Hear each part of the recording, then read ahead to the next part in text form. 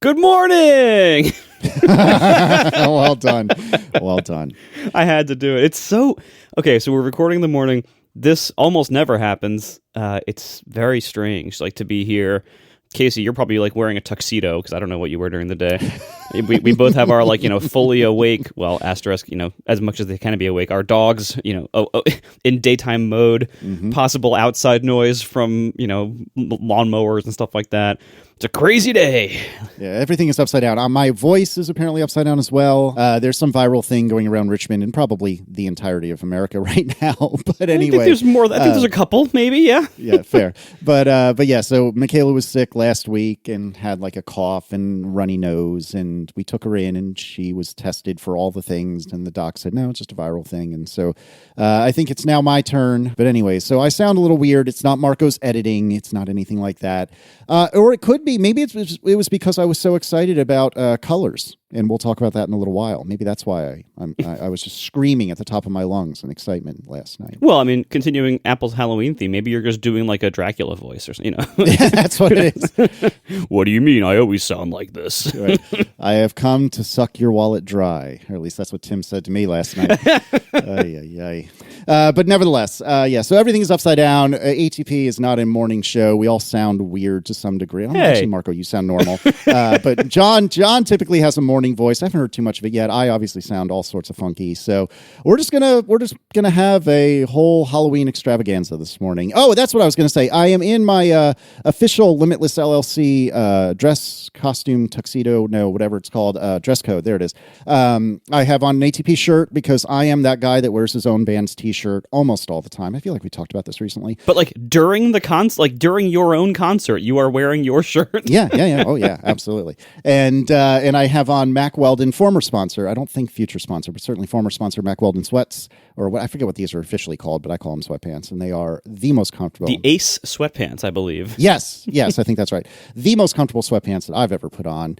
And I actually do have Mack Weldon slippers as well. They aren't sponsoring this episode, man. Even though they should. I'm basically a walking Mack Weldon billboard all the time. Like they really should still be sponsors.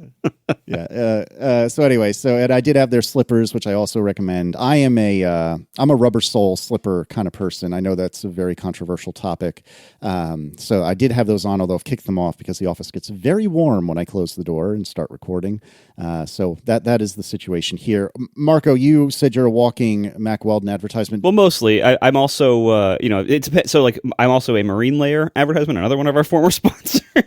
See, being a nerd, I basically never go clothes shopping ever out in the world. Yeah. Same. All of my clothes come from podcast sponsors and Instagram ads that I've come across. And it was funny, like I recently, like I was buying, I wanted like this, somebody made like a really nice looking fake suede bomber jacket. I'm a sucker for jackets. I love jackets. I'm so, like this morning I got to wear my beloved Relwen Instagram ad, Relwen vertical insulator jacket, which I think is my favorite jacket I've ever owned because it was finally cold enough to wear it.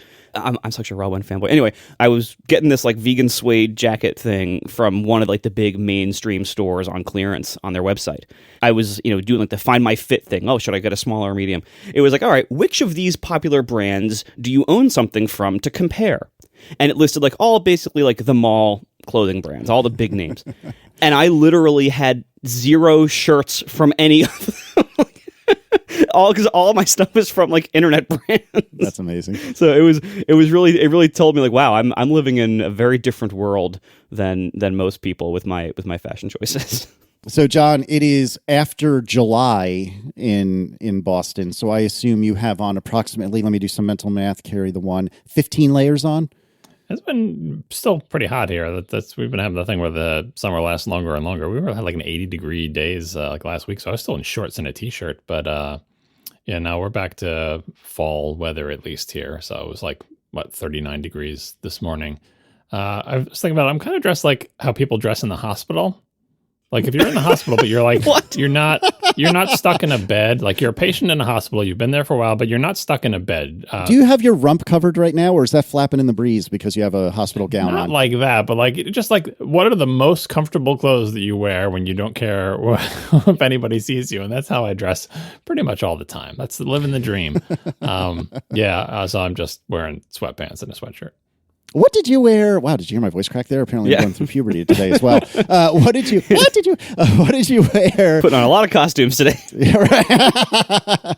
What did you wear when you went to the office? Was your play? I always wear jeans. I wear jeans Okay. and sneakers, running shoes usually, and then I would wear some kind of long sleeve shirt.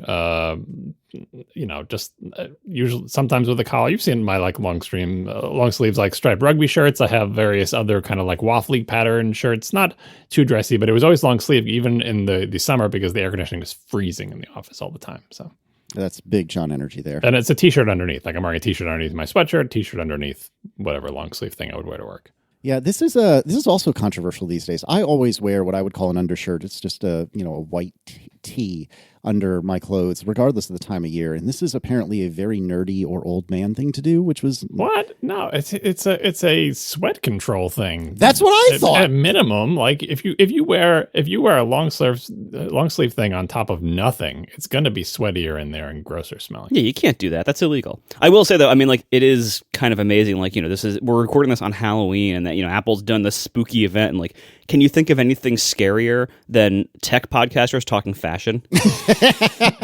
We're really. We're talking about clothing. Let's. Yeah, that's all. That's is that much better? We do cover our bodies with stuff. Fashion, I feel like, is something different. We should probably dig in, and as per tradition and as per the pre-flight that none of you got to hear, we are not allowed to talk follow-up, and we will jump straight to Apple's October 30th event.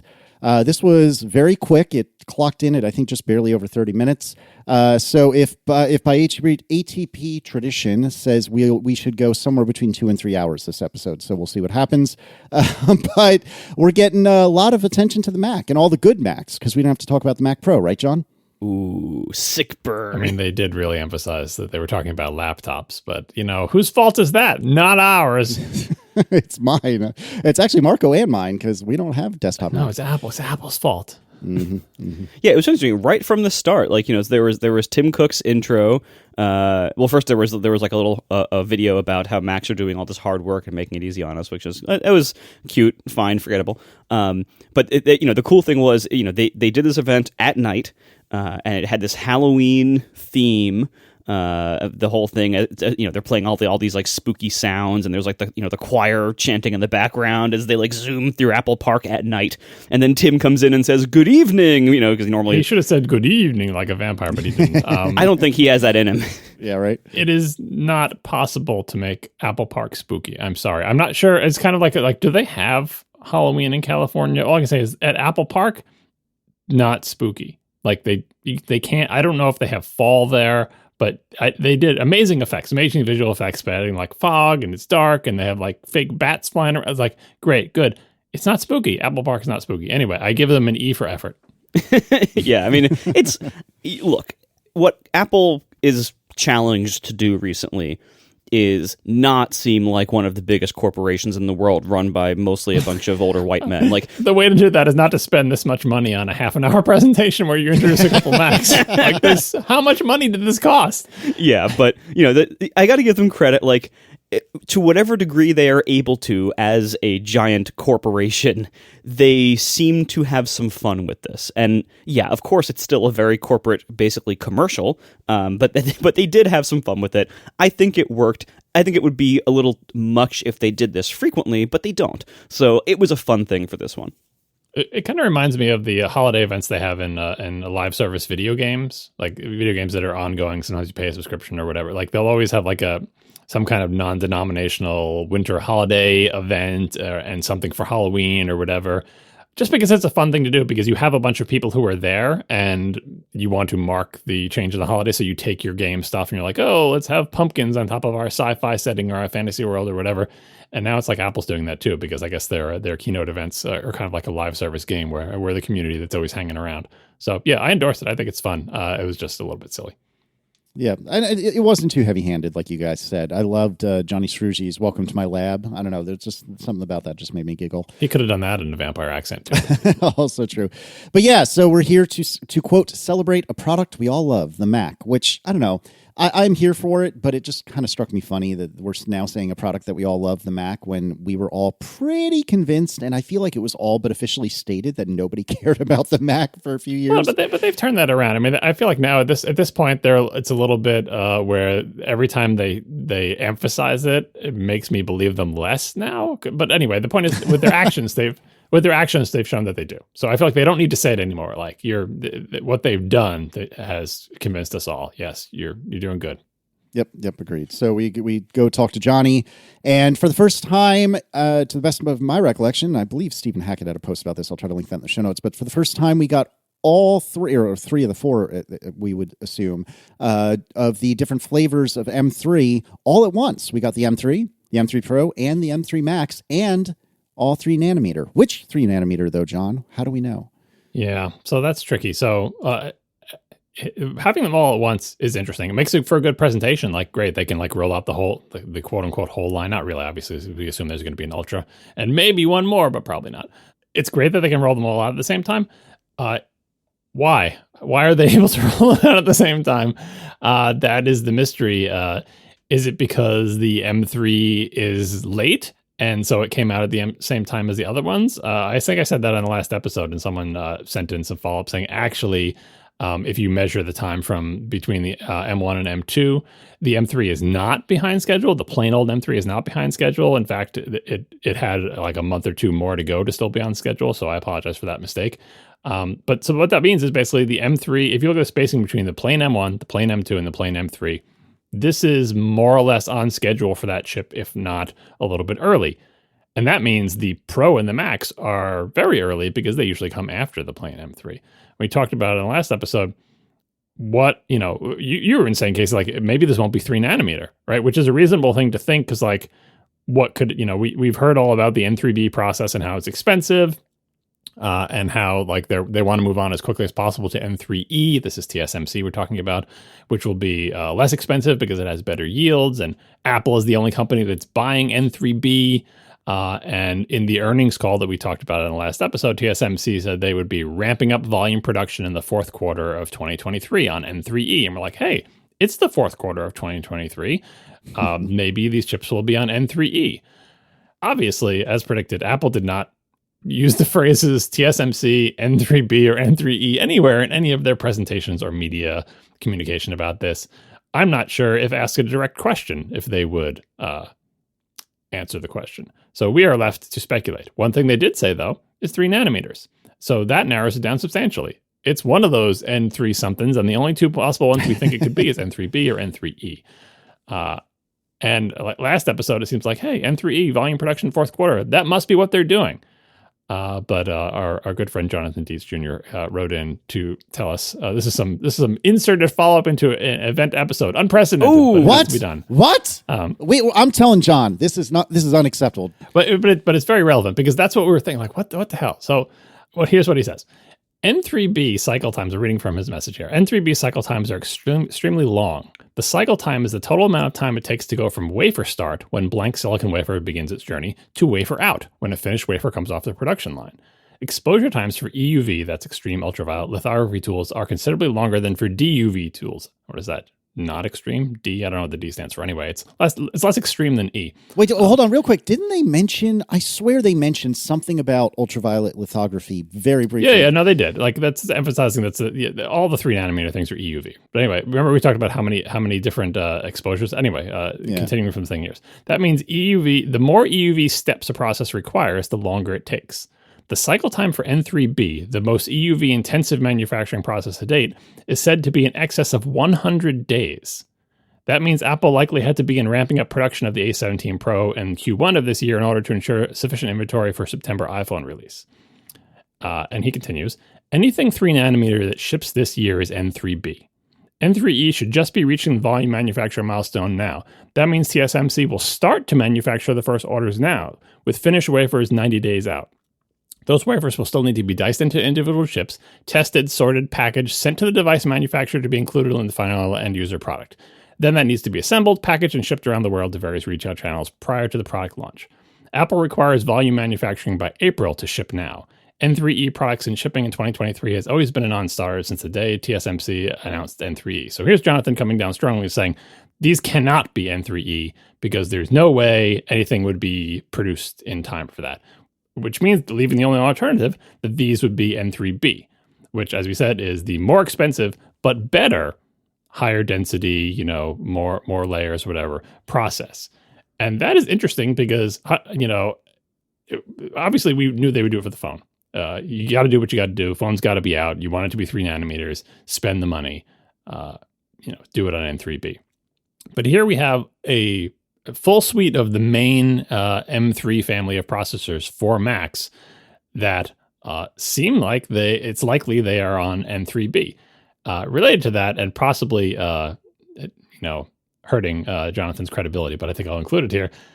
Before the event, Jonathan said, an M3 Max size die on a 3 nanometer process is impossible right now due to the economics of making a chip that size in this point in the yield curve. Defect densities have to settle down before you can go that big. If Apple were to do that, it would be unprecedented on so many levels. Well, they did it because they said 3 nanometer, and they introduced the Pro and the Max and the Plane, and they're all 3 nanometer. So after the event, Jonathan had this to say. This lends credence to the rumor that Apple struck a deal with TSMC to only pay for known good dies rather than paying for a fixed wafer cost. What a deal. We don't want to pay for your mistakes. Just, all right. He says, I guess if you give TSMC $3.5 billion, they'll run their leading edge fab at full capacity for the better part of the year to deliver your order, even if they end up scrapping half the output. It is the most efficient way to run the fab and the quickest way to improve yields. Like I said before, unprecedented. So this all seems reasonable to me. The fact that these would be N3B, it also fits with the rumor we were saying about, Apple's manufactured all these iMacs, which we'll get to later, already, and they're sitting around since June or August. With all the lead times involved and the fact that they said they would begin volume production, and it takes 100 days from the time a silicon wafer goes in to the time it comes out finished, I am willing to believe that these are N3B, which is kind of cool from our perspective because, again, N3B is the best process available. N3E will be cheaper, but slightly worse. And then there'll be the other processes after that. So this is pretty cool. If either Apple is eating this cost or Apple is forcing TSMC to eat this cost, we may be getting better 3 nanometer Mac chips than we would have otherwise. I think the only weird kind of side note to this is that, by all accounts from every analyst, including Jonathan Dietz, who knows a lot about this, a lot more than us, and all the tech analysts who follow the chip business more closely, by all accounts, this N3 or N3B, as it's called by a lot of us, this process is, quote, a dead end, meaning that it doesn't seem like TSMC intends to produce these for a long time into the future on this process. And if you look at Apple's products, the Pro and Max chips in each family of these M series chips, they're like the iPhone Pro line. They're produced for only the time they are the current version. And as soon as a new version comes out, like as soon as the M2 Pro and Max came out, they stopped selling things with the M1 Pro and Max in them. So they could stop manufacturing the M1 Pro and Max, presumably, around that time, or shortly before, or whatever.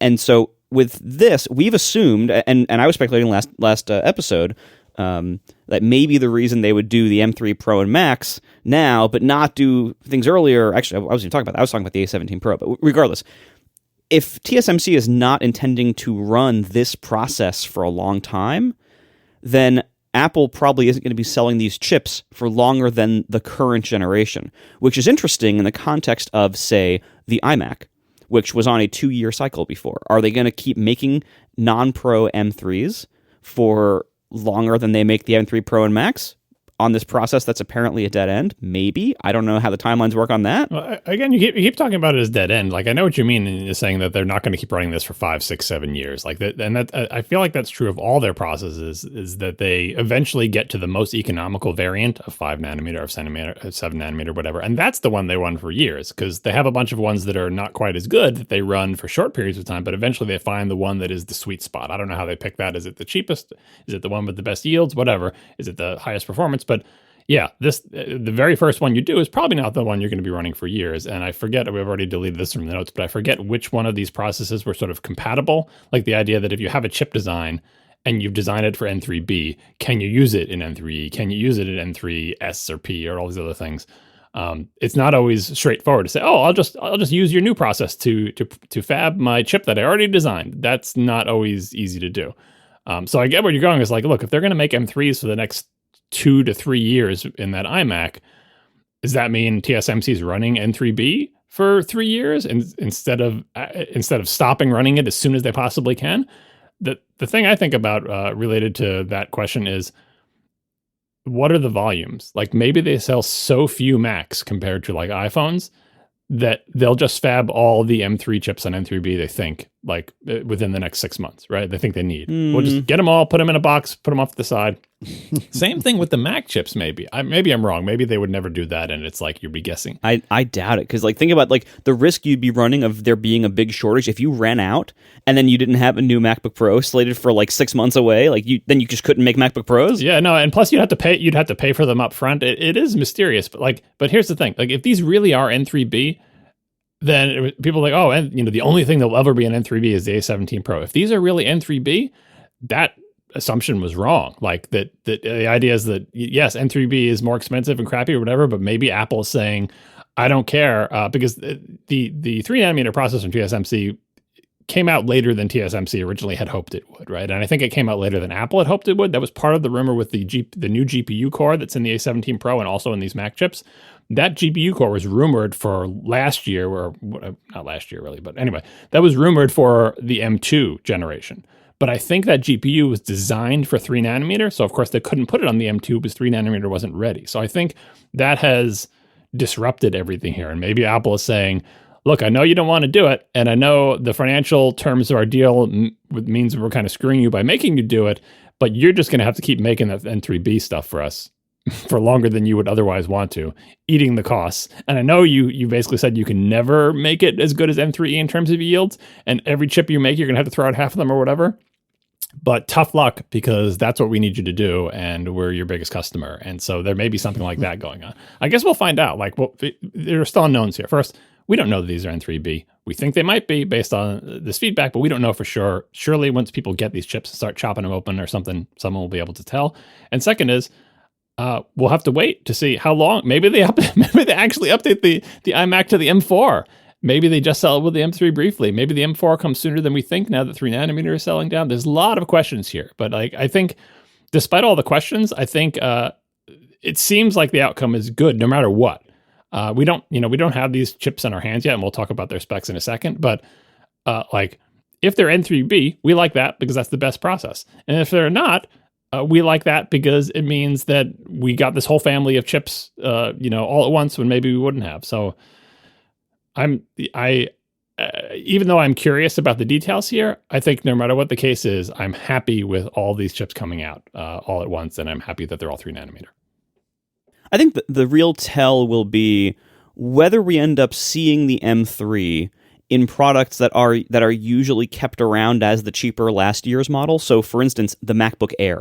That would be like a real tell. It's like, does the MacBook Air get the M3? Maybe the MacBook Air stays on M2 and skips M3 and goes right to M4. Yeah, because the MacBook Air is higher volume. Like, that's what we're talking about. Like, they usually roll out the plain M3, and they usually roll it out first on the cheap computer. But here they are rolling out the plain M3, but they're not rolling it out on the cheap laptop first. Maybe because the cheap laptops sell too many. Yeah, or maybe they are longer term going to create some segmentation, and maybe they're going to always keep the MacBook Air one behind the Pro. Mm-hmm. Who knows? I mean, there's lots of different paths they could take here, and typically, we are presented as the public and the nerds are in the circle. Apple presents us with a product lineup that generally abstracts away all of the stuff that's happening below, behind the scenes with chip manufacturing and supply chain and stuff like that. We don't see any of that. All we see is, this year you got M3. Last year you had M2. Like you have those nice, clean, the illusion of a much simpler arrangement behind the scenes than what actually is going on. Occasionally, some detail about the manufacturing situation leaks out into the products, where you get, oftentimes you get some weird long delay before a product gets updated, or something skips a generation, and oftentimes the reasons for that are some of those details. I think it'll be interesting to see, like, as we go through the next, year to 18 months, what happens to the M3 line after it's no longer the newest. Does it stick around? Do certain products never get it? Who knows? Does Apple revise it so it does work on an N3E? Because that's a thing they can do. Like it's more cost, more work, more time. But if they really do want to keep the plain old M3 around for a long time and eventually put it in the MacBook Air and they want it to be an N3E, they can change it to make sure it works with M3E. We are brought to you this week by Trade Coffee, helping you make the best coffee you can right at home and discover all sorts of new coffees. So, the best way to make great coffee at home is freshly roasted beans. Coffee goes kind of stale after not that long. So, with Trade, they know fresh is best. So, every coffee sent to you has been roasted within 48 hours and shipped directly to you by one of their partner roasters. And they connect you to the best roasters in the country so that you can discover all sorts of great coffee to brew at home. They have over 450 coffees to choose from, so Trade guarantees you'll find something new to love. And this is great for discovering all sorts of new craft coffee. These are from over 55 of the top indie roasters in the country, so that you can make your best cup of coffee at home every day. And they curate it to your taste. So they use their matching algorithm to curate exactly what you will like, and they have these wonderful feedback mechanisms if you want to tweak anything, but honestly you probably won't need to. I haven't needed to. And they also have created flexible subscription plans and a diverse assortment of roasts tailored to whatever your volume needs, taste preferences, whatever it is. You can of course pause it, cancel it, change whatever you need to change anytime. It's super easy to manage, and it's all the coffee is roasted fresh to order. I love fresh roasted coffee, and Trade is an amazing way to discover all sorts of great new beans, great new roasters, great new roasts. I really enjoy Trade. So upgrade your morning routine with better coffee. Right now, Trade is offering you a free bag of coffee with any new subscription at drinktrade.com/ATP. That's drinktrade.com/ATP for a free bag of coffee with any subscription purchase. drinktrade.com/ATP. Thanks to Trade Coffee for sponsoring our show. So where did we leave off? We're still in the lab with Johnny, and we're talking about how it's 3 nanometer. And then something was brought up, and I genuinely don't understand what this is. Like, I understand the words that were used in the explanation, but I don't think I understand the application. So Johnny starts talking about dynamic caching, and he says it's in the hardware, it's transparent to developers, and he starts explaining that, a lot of decisions are made at compile time, and we're going to basically do them just in time at runtime with regard to memory allocation, specifically on the GPU.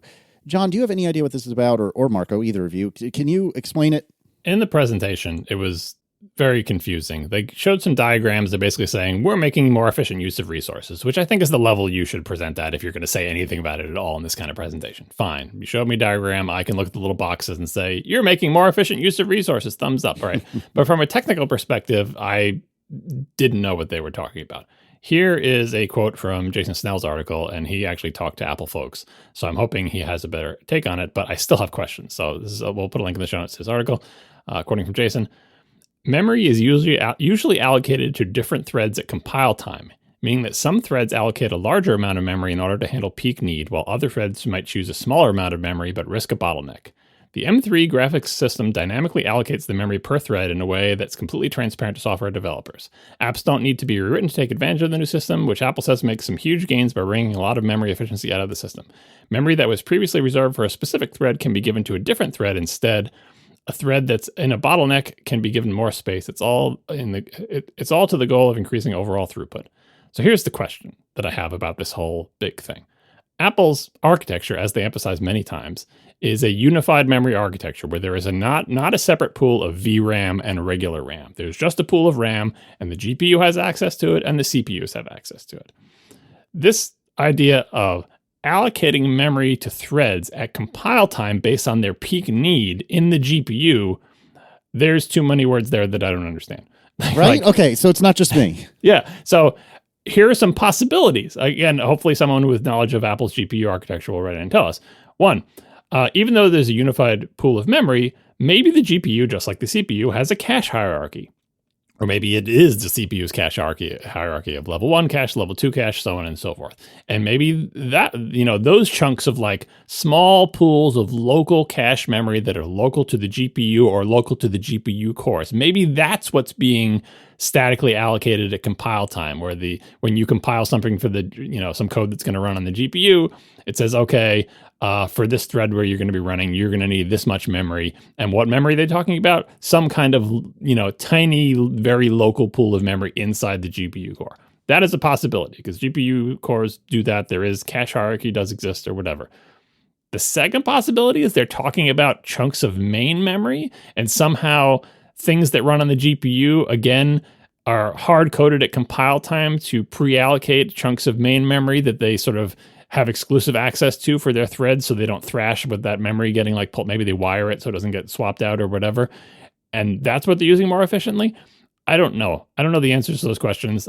This also could, with anything that Apple says about GPUs, it's very possible that what they're saying is either something that has existed in the quote-unquote PC GPU space for ages, but Apple just has a different name for it, or they're doing something new to accomplish a task that PC GPUs have been doing for a long time. It's very rare that Apple does anything with their GPUs that is unprecedented in the GPU, but they're not the GPU leader. But they do interesting things because their trade-offs are different. So maybe this thing that they're doing is novel in that the PC GPU world just uses brute force and they don't care about this, but Apple does care about more efficient use of resources. So I understand conceptually that it's basically saying, hey, your program may be written to do this, but that is an inefficient use of resources. What those resources are, we're not sure. And so dynamically, without your program knowing, we will shuffle things around to make more efficient use of resources, and that's good. So again, even though we don't understand this, kind of like the N3E, N3B thing, even though we don't know the details, it all sounds good, right? More efficient use of resources is better. We can't really, I was thinking about this when we were watching the presentation. We're going to talk all about this presentation that Apple gave, and Apple did provide a bunch of performance charts. But when I was thinking about what we're going to discuss, I'm like, well, of course we can't talk about performance. And the reason I say, of course we can't talk about performance, is the only thing we have to go on are Apple's charts that have that they're so abstract that they might as well, they're not Bezos charts because there are labels on the axes kind of, but they're real close. I feel like we can't talk about performance until people actually get these and start testing them and benchmarking them. Because Apple's claims, it's not that they're useless. Like, it's good to know what they think, like in the ballpark. But with respect to dynamic caching, that's all well and good. Cool presentation. What does this mean for the performance of this GPU in a given task?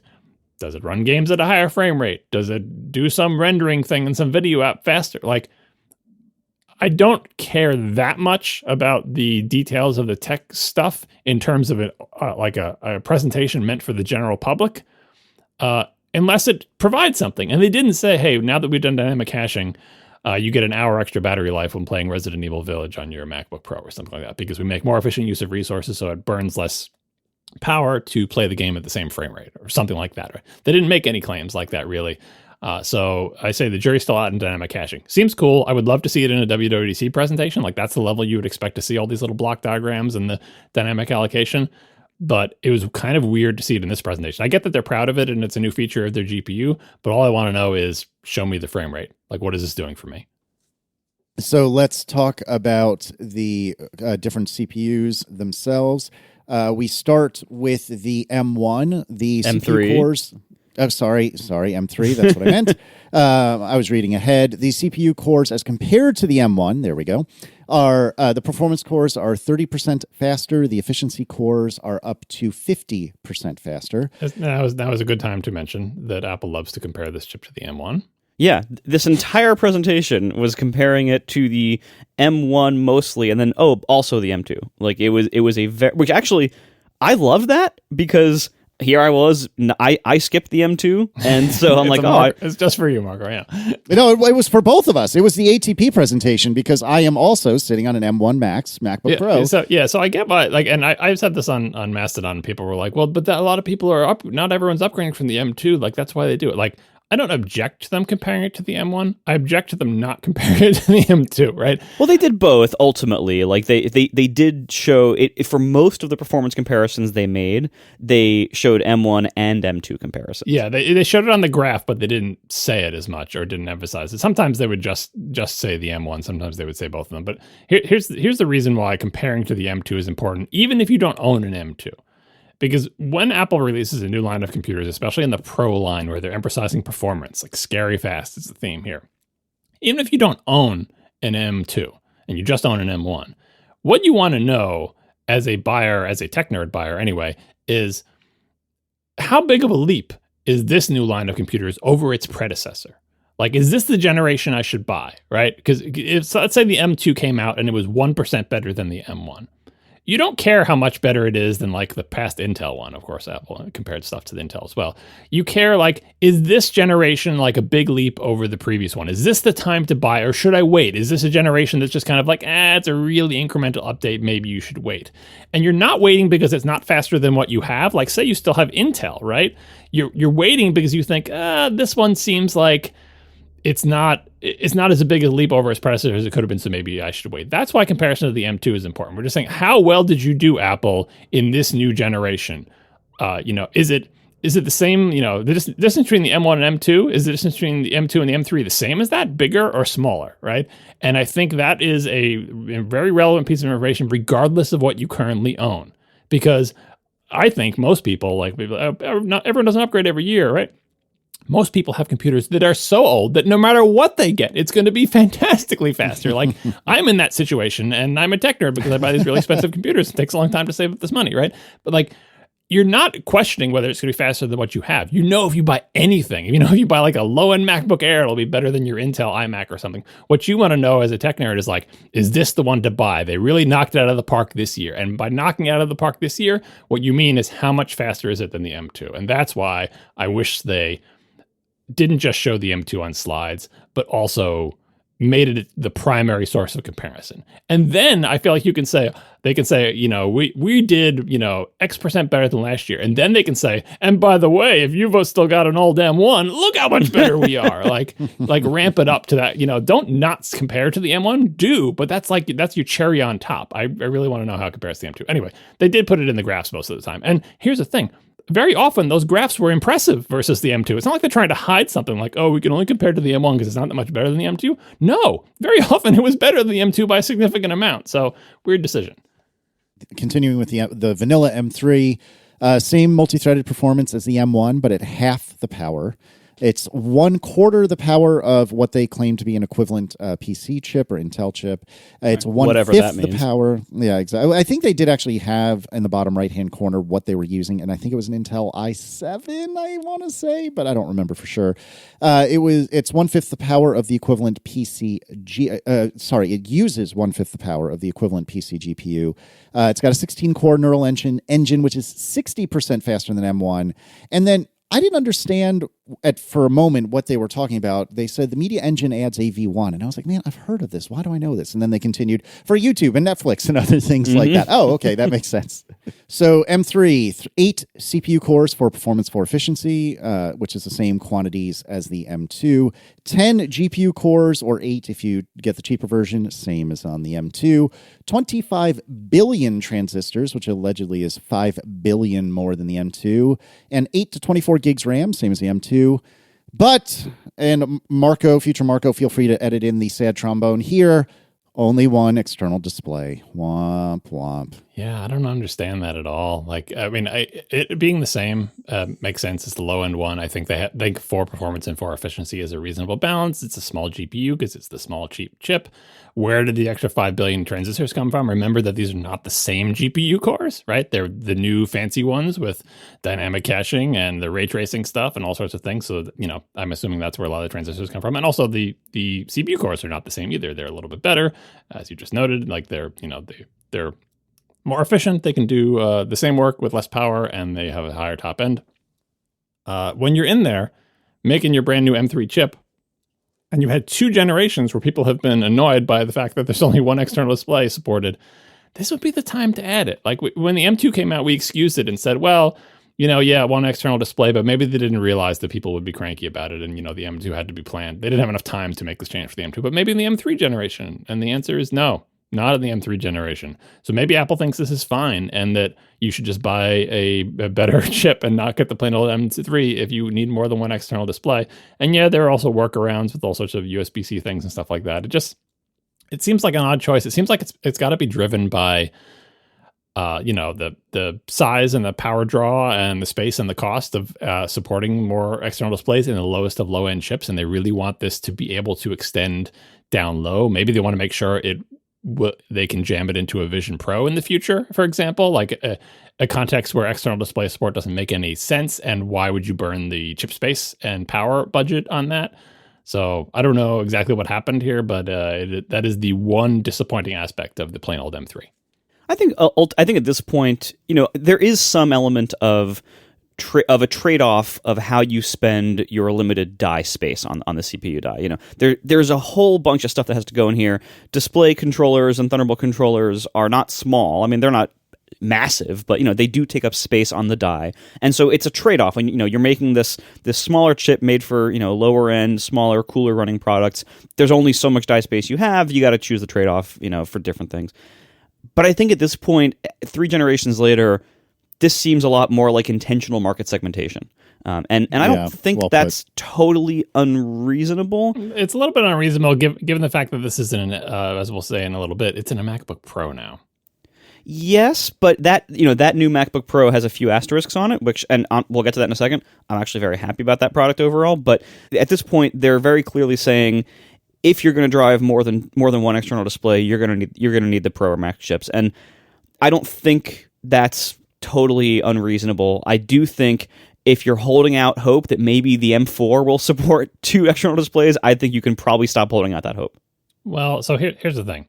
I have heard some rumors that the M3 was originally planned to support more than one display, and obviously that plan changed. Plans change all the time, but the fact that it was planned to support more than one shows that someone thought that maybe the M3 generation would be the time to reconsider that decision. But then they reconsidered it back, which makes me think, that's why I was thinking about the Vision Pro. Like, in terms of the trade-offs or whatever, what is their most important product where it's really important that the M3 be able to extend low? I don't think it's the MacBook Air. I think it's the Vision Pro at this point, because you really don't like the power budget on the Vision Pro is harsh. And even with that external battery back, 2 hours of battery life is not great. That is a great reason to say, look, we need the M3 to go all the way down to our face-mounted thing with a tiny battery. So remember, we planned more than one display. No, that gets cut. We can't afford the power budget, the space, anything like that.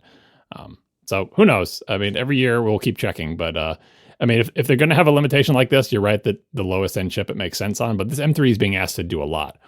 I'm assuming it will eventually be in the Vision Pro unless they have an all-new chip for that with a V in the name or something in the future, which means it has to go all the way from the head-mounted thing with a tiny battery all the way up to the lowest-end MacBook Pro, and that is a tough task for this chip.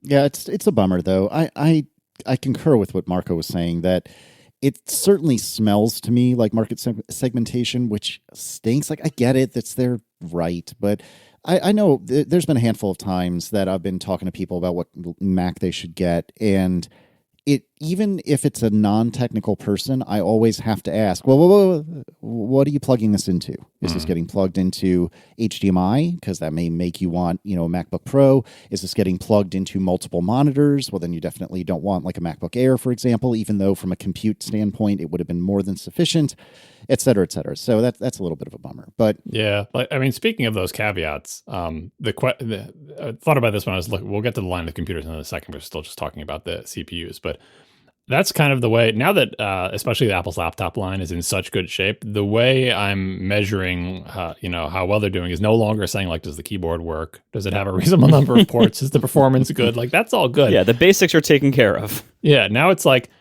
is there anything I need to warn people about, to Casey's point? Like, because we feel so great about these computers. Like, if you get one, you're getting a great computer. Don't worry about it. Like we said the same thing about the M2s. We said, it's not, the MacBook Pros were not in desperate need of an update. We love that they got updated, but they were in desperate need of it because the M2 ones were already great. But This, the whole like, oh, wait, are you going to use external displays? And like I said, you can use more than one external display through various USB-C shenanigans that we've talked about on past shows. It's just a complication that if someone is asking you about what computer to buy, you should ask them about it. Oh, do you plan on using two external displays? How are they connected or whatever? And the second thing is the whole one SSD chip versus two that halves the speed of your SSD. I don't yet know if they're still doing that in this generation, but I would assume they are. So that's also a bummer. And that's a list of like, on this amazing line of computers we all think are great, the two things we need to ask people is, if you're getting an M3, do you have more than one display? And if you're planning on buying any of these, if you're buying one of the models that has the single chip SSD, that's worth at least having a conversation about. It doesn't mean you shouldn't buy it and it's terrible. Like maybe you don't care, but it's not like 1% slower. It's like half the speed. So it's worth discussing. Indeed. So let's talk about what you would do if you were to go the next step up. Let's talk M3 Pro. So the M3 Pro has 12 CPU cores. That's 4 more than the M3. That's 6 and 6, so 2 and 2 more than the M3. 18 GPU cores, which is 8 more than the vanilla M3. It's also 14 on the cheaper version. But both are 1 fewer than the M2 Pro, which was 19 and 16, which is a little bit different. So, or I guess it's 1 fewer and 2 fewer than the M2 Pro.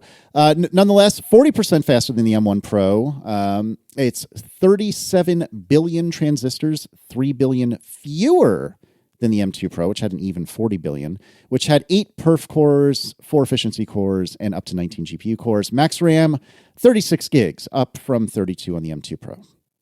This is a weird chip. Why does it have 6 efficiency cores? None of the other M3 series chips, has 6 efficiency cores. The little one has, what, 4? And the big one, the Max, has 4. The M3 Pro has 6. And again, fewer transistors than its predecessor. Part of that fewer transistors is probably due to the fact that it has fewer power cores, right? And then more efficiency cores. I would have thought that with this arrangement that Apple would have made, had an explanation. Here's why we did it this way. Because I can think of reasons, like, the efficiency cores they emphasize, the efficiency cores keep getting better and better. If you're thinking of these as crappy little cores, they're not. Like every year, the efficiency cores get better and better. They haven't done the comparison yet, but I imagine there's going to be a point where the efficiency cores are more powerful than the power cores on some past M-line chip. So maybe having 6 efficiency cores and 6 performance cores is a better trade-off for this middle thing. You know what I mean? Because you get more parallelism because now you've got 12 cores. I don't know. Apple didn't give an explanation, but it is notable. And it's also notable when we get to the Max is that I meant to look this up because my memory's getting so bad. But in the earlier M lines, wasn't the fact that the Pro was basically just the Max with GPU cores cut off? Which generations did that? Was it just the M1 or was it M1 and M2? I think it was both. And that's what's interesting here is like the M3 Pro and the M3 Max are basically nothing alike from their die design. Like it's totally different. Yeah. One is not the other with things cut off. They're separate chips. If anything, like the M3 Pro looks a lot more like the M3 than the M3 Max. Like it's closer to that. Yeah, and the uniformity in that it's got, 4 performance, 4 efficiency on M3 and 6 and 6 on the M3 Pro. So there's a symmetry there. I have to look at the die shot to see if there's any family resemblance. But this, I like this. I like, I understood like, oh, isn't it cool? They can just sell the Pro and the Max and they just chop off the cores or whatever. But like, I like 3 separate chips where they say, we've got our low-end one that has to do these jobs. We've got the middle one that most people will buy, and we got the big one. And I encourage Apple to do exactly this, which is make a separate chip for all 3 of those. Like, we're not asking a lot, right? Obviously, you share cores and stuff like that, and it seems that they've done that. My only question is, why is 6 and 6 the right choice for this middle one? We'll find out in the benchmarks. Maybe it shows, oh, this is a great trade-off because it's the one most people buy, and it has, better battery life, for example, because it has more efficiency cores, and the efficiency cores are more powerful now, and you rarely use the performance. Whatever the explanation is, I'm willing to believe that this is a good arrangement, but I love the fact that it is its own chip now. I think, when you look at the relative sizes and capabilities of these chips now, again, the M3 Pro is a lot closer to the M3 than it is to the M3 Max. I think what we might see now is more products being offered with M3 and M3 Pro options. So for instance, the next generation of Mac Mini, if it gets this, then maybe you'll see that. Maybe you'll see the M3 Pro appear in the next 15-inch MacBook Air as an option. Yeah, that'd be cool. Because it's really not that much bigger than the M3. And again, many of the capabilities look like they scaled up the M3 for the M3 Pro, and then the M3 Max is this totally different design. We might start seeing these lines get shifted around as to, what products get which of these chip options. The M3 Pro sure looks like it was designed to be in more products than the M1 and M2 Pros were. Yeah, and like I said, I think it does seem like, on paper, a good middle chip. Because I think it is differentiated enough from the M3, if only from supporting more than one display. But 12 cores versus 8 is a big difference. But it is not a giant monster chip like the Max. And I really do think this is the one that most people will buy, because the M3 is clearly the bottom of the line, and it has a bunch of compromises or whatever. And the M3 Max is really expensive and big.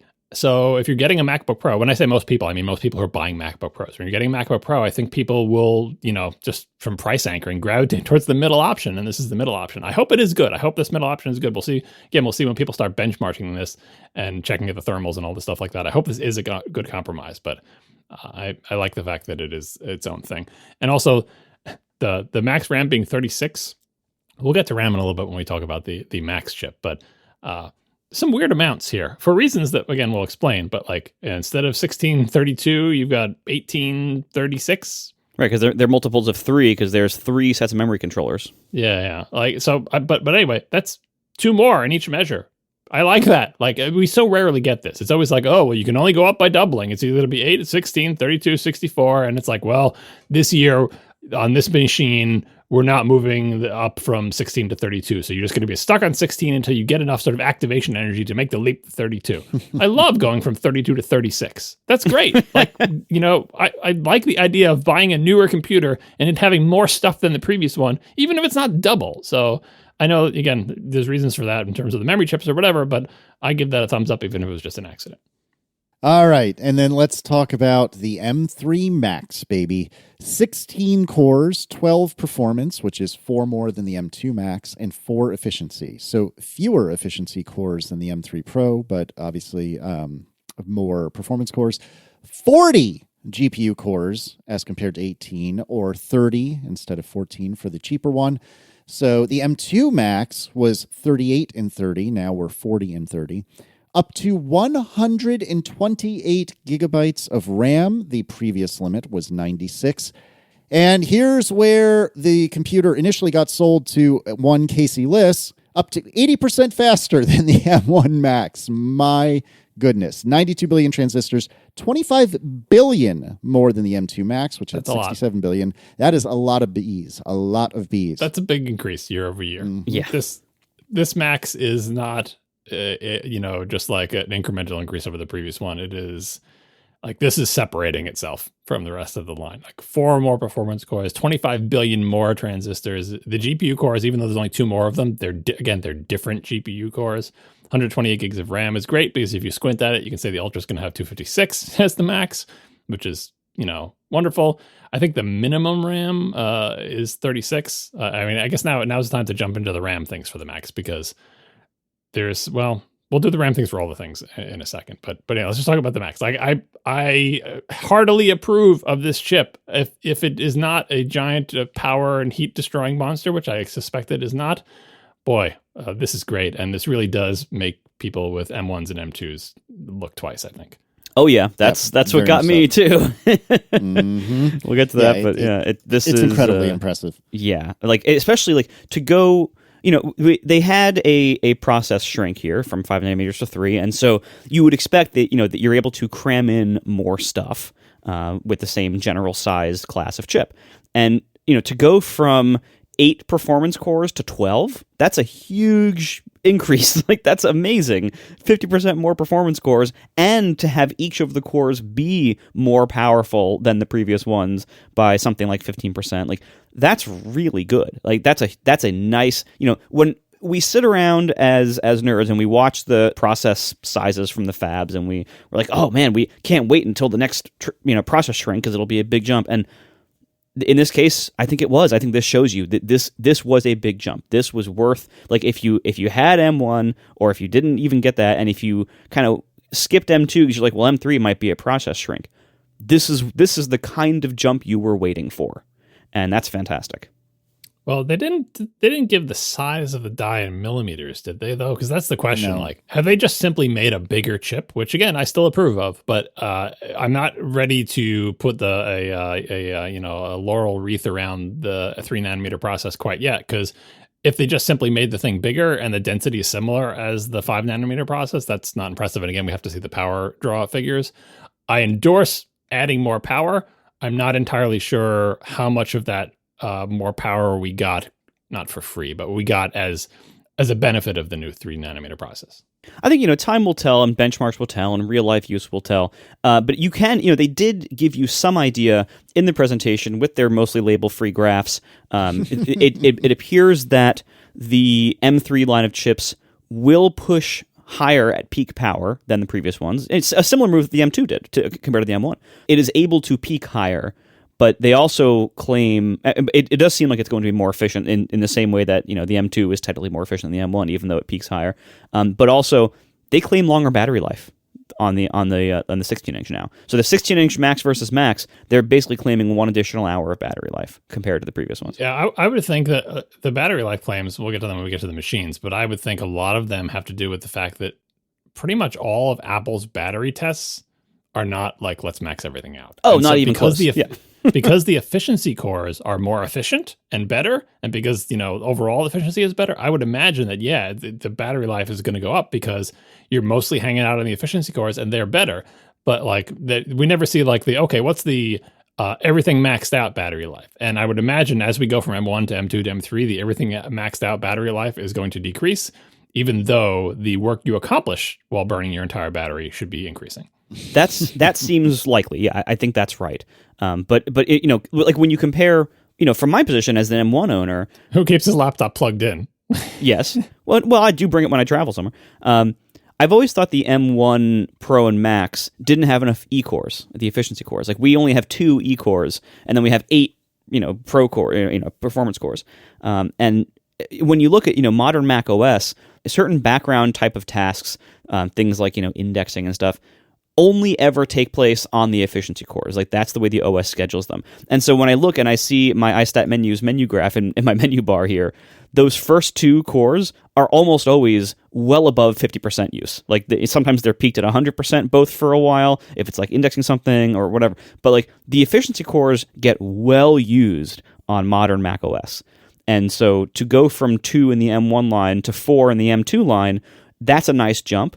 And like, that's the kind of thing, like, when you're looking at overall battery life usage, my understanding, like what I've heard from people who know more than I do about this, is that maxing out the efficiency cores is basically free in terms of power budget and battery life. Like, you really don't notice them. They're that efficient, they're that low powered that you can basically max them out and not really worry about it.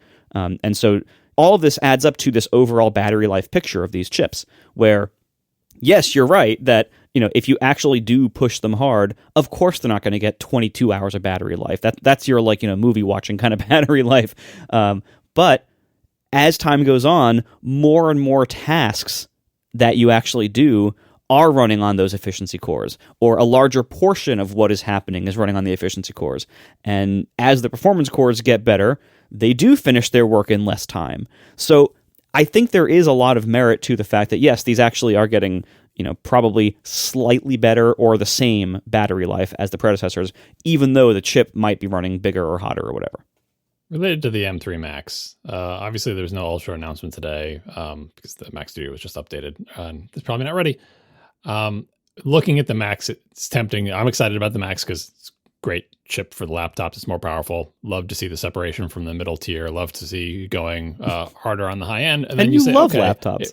Yeah, if they do the Ultra as 2 M3 Maxes, that means the Ultra will be that much more powerful. Again, 256 gigs maximum RAM, all this GPU, so many cores. It looks great. I got to find a link to this in the show notes, but I watched a video recently of Johnny Cerrugi giving a talk at his old university. I'm not sure how recent it was, but anyway, obviously he's not going to say anything about anything. but if you watch these Apple executives during presentations, they're very careful, but usually you can glean something from them. And of all the questions about what is Apple going to do about X or what do you have planned for Y or whatever, he was willing to say one thing, kind of in the way, the same reason we all knew that Apple was going to make a phone. Once Steve Jobs started saying the phone is very interesting or whatever, it's kind of like, I'm sure using Tim Cook phrase, but Tim Cook would talk about AR, VR in the same way. Sort of an open secret. You haven't said Apple is going to do anything.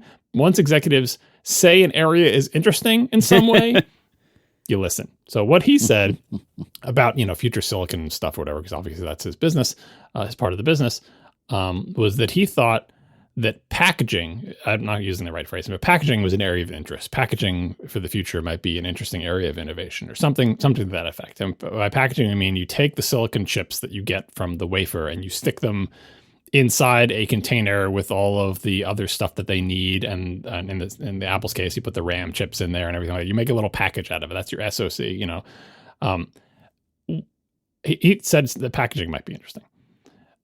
I'm not sure if the silicon interposer between the Maxes that makes the Ultra counts as packaging, because I'm not entirely clear on, does that nomenclature apply to the silicon interposer? Is that actually part of fabbing? Like, what do you consider that? But we do know, and we've talked in the past, that many other chip manufacturers have used various packaging innovations to put more stuff in a single package. There's the chiplets things, the various, we've talked about some past episode years ago, like the various words for the different technologies of arranging a bunch of different chips inside a single package and how you connect them to each other and what the cost trade-offs are and what the efficiency trade-offs and all of that. And because I'm desperate to hear good news about desktop Macs, I heard him say that and saw this monster M3 Max and thought, maybe in the M3 generation or the M4 generation, because the timelines of these are so long, they won't do the end-to-end Maxes as an Ultra with the interposer. Maybe they've come up with a new way to package multiple units of stuff that they've made inside a larger chip that would allow them to, here it comes, put 4 of them in. I would love that. I'm basing that on nothing other than the fact that Johnny Cerruja said the word packaging in a talk that he gave, where he otherwise revealed nothing about Apple's future plans. But when I look at this M3 Max, at least I think, okay, if you make an Ultra out of this, it will be a good Ultra. Good, thumbs up. Like, by Ultra, I mean you put the 2 Maxes together. But if this really is a generation where there'll be packaging changes, and based on the fact that the M3 Pro is its own thing and not, or not its own thing, but I guess like it is more differentiated from the Max than it used to be. To Marco's point, it's less differentiated from the plain M3 than it used to be, maybe, but it's more differentiated from the Mac. So maybe Apple is putting some separation between the middle and the upper high end. So stay tuned to see if there are any packaging innovations that happen when we finally go beyond M3 Max, or if this is just another Ultra interposer year. Did you want to talk memory stuff now, or do you want to save that for later? Yeah, let's talk about RAM, because it is actually, people have questions about the RAM of the machines, and we'll talk about the machines in a moment. But in the end, the SoC, the M3, M3 Pro, M3 Max, dictates a lot about the memory configurations of the computers Apple sells. So here, this is from Cameron McKay, another inserted follow-up in an event episode. He says, unprecedented. Yes. I'm not a chip designer, but I work in a related field. Here's how I make sense of the strange RAM configurations on the M3 series. This is based on looking at the memory controller blocks around the perimeter of the M3 series die shots in Apple's tech specs. And Apple does put, like in their presentation, that they put what we assume are real die shots, where you can actually see the silicon chip photoshopped a little bit to beautify it, as it would be in the wafer, where you can see the different functional blocks, by how the little transistors are arranged. Cameron continues, the M3, 2 RAM chips with 100 gigabytes per second of memory bandwidth. And you can divide up those 2 RAM chips this way. If you've got 2 4 gigabyte chips, that's an 8 gigabytes of RAM. If you've got 2 8s, that's 16 gigs, and 2 12s, that's 24. So that explains the memory configurations of the plain old M3. You can get 8, 16, and 24. We'll talk about the 8 later when we talk about machines. But anyway, there's only 2 of them, and those are the sizes they come in, and that's what you get. M3 Pro, 3 RAM chips, 150 gigabytes per second memory bandwidth, because there's 3 memory controllers, 50 gigabytes per second each. If they're 6 gigabyte chips, that's 3 times 6 is a total of 18. And if they're 12 gigabyte chips, 3 times 12 is 36. That's where you get 18 and 36 from. That's where we got our little bonus. Instead of 1632, we get 1836. It's because it's 3 times 6 or 3 times 12.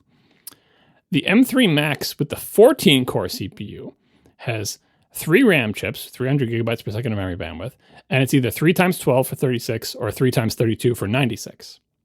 And then finally, the M3 Max with a 16-core CPU has 4 RAM chips, one more than the 14-core one does. So it's 400 gigabytes per second memory bandwidth, and you get 4 times 12, which is 48, 4 times 16, which is 64, and 4 times 32, which is 128. Cameron continues, the M3 Max is a bit odd. The memory controller blocks in the die shot are twice as big as on the other M3 series chips. I assume that means twice the bandwidth to each memory chip. Maybe the memory chip packages each contain 2 memory dies? Apple says memory bandwidth is up to 400 gigabytes per second. I'm assuming this means that the top-end M3 Max has 400 gigabytes per second and the lower 14-core version has 300 megabytes per second. The available RAM configurations support this interpretation. It makes sense that Apple would disable one memory controller in the lower-end M3 Max. Look how much die area those memory controllers take up.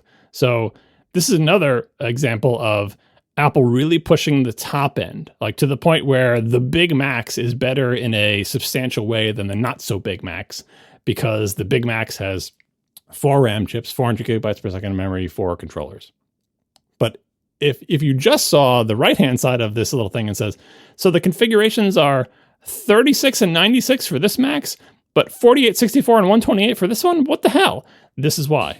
It's how many RAM chips and what size they come in, and that ends up bifurcating especially the computers that come with the M3 Max into these weird RAM tiers that don't make any sense when you're using a configurator. In fact, Apple has a little message. I feel for them because I was making similar messages on our membership thing of when you click a different CPU, it changes the RAM for you because it has to, and then it pops up a little apology message and it's like, sorry, based on the CPU you picked, we've changed you to 48 gigs of RAM, which is a number you're probably not used to seeing, but it makes sense if you look at the chips on the SoC. Yeah, and in fact, user F. Hausler earlier in the recording posted on Mastodon an annotated diagram of the chip dies to F's best guesses of what these different sections are, and it looks right to me, or at least plausible, or at least I'm sure most of it's probably right. So it's helpful to look at this to see kind of how these chip designs differ, what they're using their die space for, kind of the trade-offs that they make. So it's interesting. We are sponsored this week by Kolide. If you work in security or IT and your company has Okta, this message is for you. Have you noticed that for the past few years, the majority of data breaches and hacks you read about have something in common? It's employees. Hackers absolutely love exploiting vulnerable employee devices and credentials. But it doesn't have to be this way. Imagine a world where only secure devices can access your cloud apps. In this world, phished credentials are useless to hackers, and you can manage every OS, even Linux, from a single dashboard. Best of all, you can get employees to fix their own device security issues without creating more work for IT. The good news is, you don't have to imagine this world. You can just start using Kolide. Kolide is a device trust solution for companies with Okta, and it ensures that if a device isn't trusted and secure, it can't log into your cloud apps. Visit Kolide.com/ATP to watch a demo and see how it works. That's Kolide, spelled KOLIDE.com/ATP. Kolide.com/ATP. See a demo today. Thank you so much to Kolide for sponsoring our show. We have to talk about the MacBook Pro. It appears to be the same with some asterisks and daggers and double daggers. So there is no more 13-inch Touch Bar MacBook Pro. Ding dong, the witch is dead. Thank goodness. It's about, we've been talking for a while, and one of the most scary things we've ever heard from Apple wasn't in their Scary Fast event. It was, I believe, last WWDC when they said that was their second best-selling laptop. Remember that? Yeah, and everyone was like, "Oh God, like really? That's and it makes sense. There's as we talked about before, like, there's a lot of individuals who go into an Apple store saying, I want something called a MacBook Pro, and that's the cheapest one by a lot, and so they pick that. Also, a lot of corporate and volume buyers, they say, oh yeah, we'll give our employees a MacBook Pro, and then they buy them that one because again, it's the cheapest MacBook. It's the cheapest laptop that's named MacBook Pro in the lineup. And so a lot of sales of that were basically people buying it because it was the cheapest thing called Pro, not because it was necessarily the one they liked the most.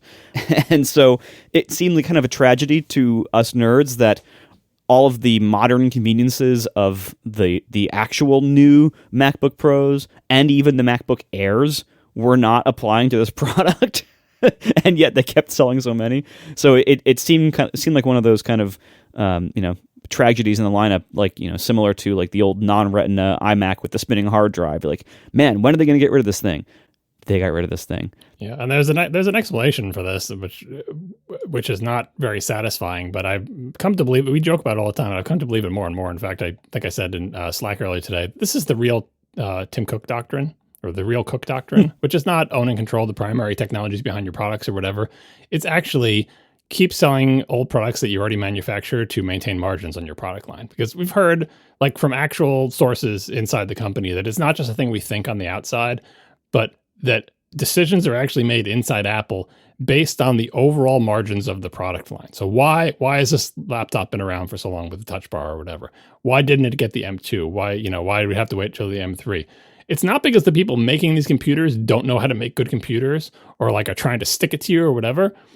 The straightforward thing to do would be, okay, the touch bars are going away, so let's upgrade everybody to non-touch bar. I bet the people who control these product lines, that's their first plan. Like, yeah, all right, well, we decided we're leaving behind touch bar. We got this new design. Let's just do it. And apparently, inside the company, there is actual pushback from people who care about the numbers, saying, if you did that, the overall margins on the Apple laptop product line or the MacBook Pro product line would be unacceptably low. So you have to keep selling the Touch Bar one for another year to maintain our margins. We don't want to hear that on the outside, but that's just the fact of running a company sometimes. Again, maybe that's not the way we think it should be run, but we see from the outside that it is how it happens. And apparently it's not just an accident or like they're not thinking about it or like, whoopsie, they forgot to upgrade that one. It's someone inside Apple saying, you got to keep selling the crappy one for another year. And this is the type of thing where it's like, I know Apple's big thing is we make long-term decisions, not short-term ones, but I do feel like that type of decision it hurts Apple's reputation as a company a tiny, tiny, tiny bit. Because if you buy one of these not knowing the weird limitations and the fact that the features have been updated on the other laptops and you might be happier with them, maybe you're slightly less satisfied, or maybe even if you just listen to a tech podcast and everyone is saying that's the bad one and you bought the bad one, you feel bad about it or whatever. That type of situation, it's not a big deal. It was still an okay computer. It's fine, right? But the fact that they sold so many of them, they're not selling their best work. They know they can do better. They have done better, but they're still selling this lesser computer that is less satisfying to customers and less useful overall to maintain the margins on the product line of the MacBook Pro.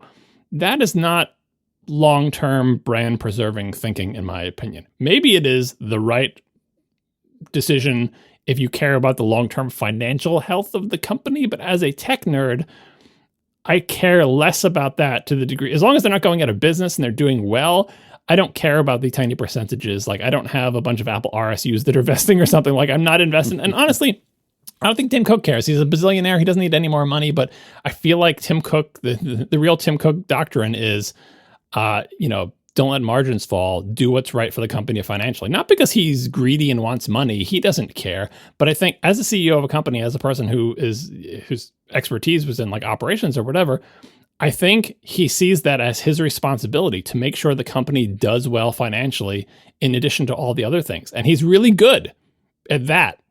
And so he does things to pursue that goal that I personally think are the wrong decisions for the Apple brand in the long term, even if they're the right decisions for the Apple stock price in the long term.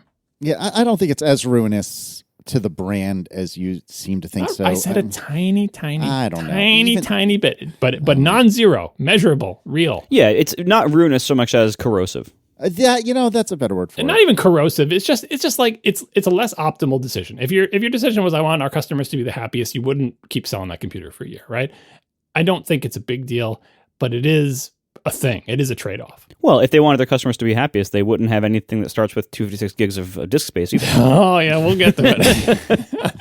All right, so moving right along. So no more Touch Bar. The Touch Bar is dead. Oh, thank God. What was the dagger, if you will, on that laptop? It only has 2 non-Thunderbolt ports. Yes, non-Thunderbolt 4 USB-C ports. Yes. Right? So this new kind of lower end 14-inch is basically a replacement for that Touch Bar Mac, price wise, sort of. It kind of replaces the high end of the price. It starts at $1,600. The outgoing Touch Bar one, I think, was $1,314 or $1,500 as 2 configs, in that ballpark. So this is a little more money.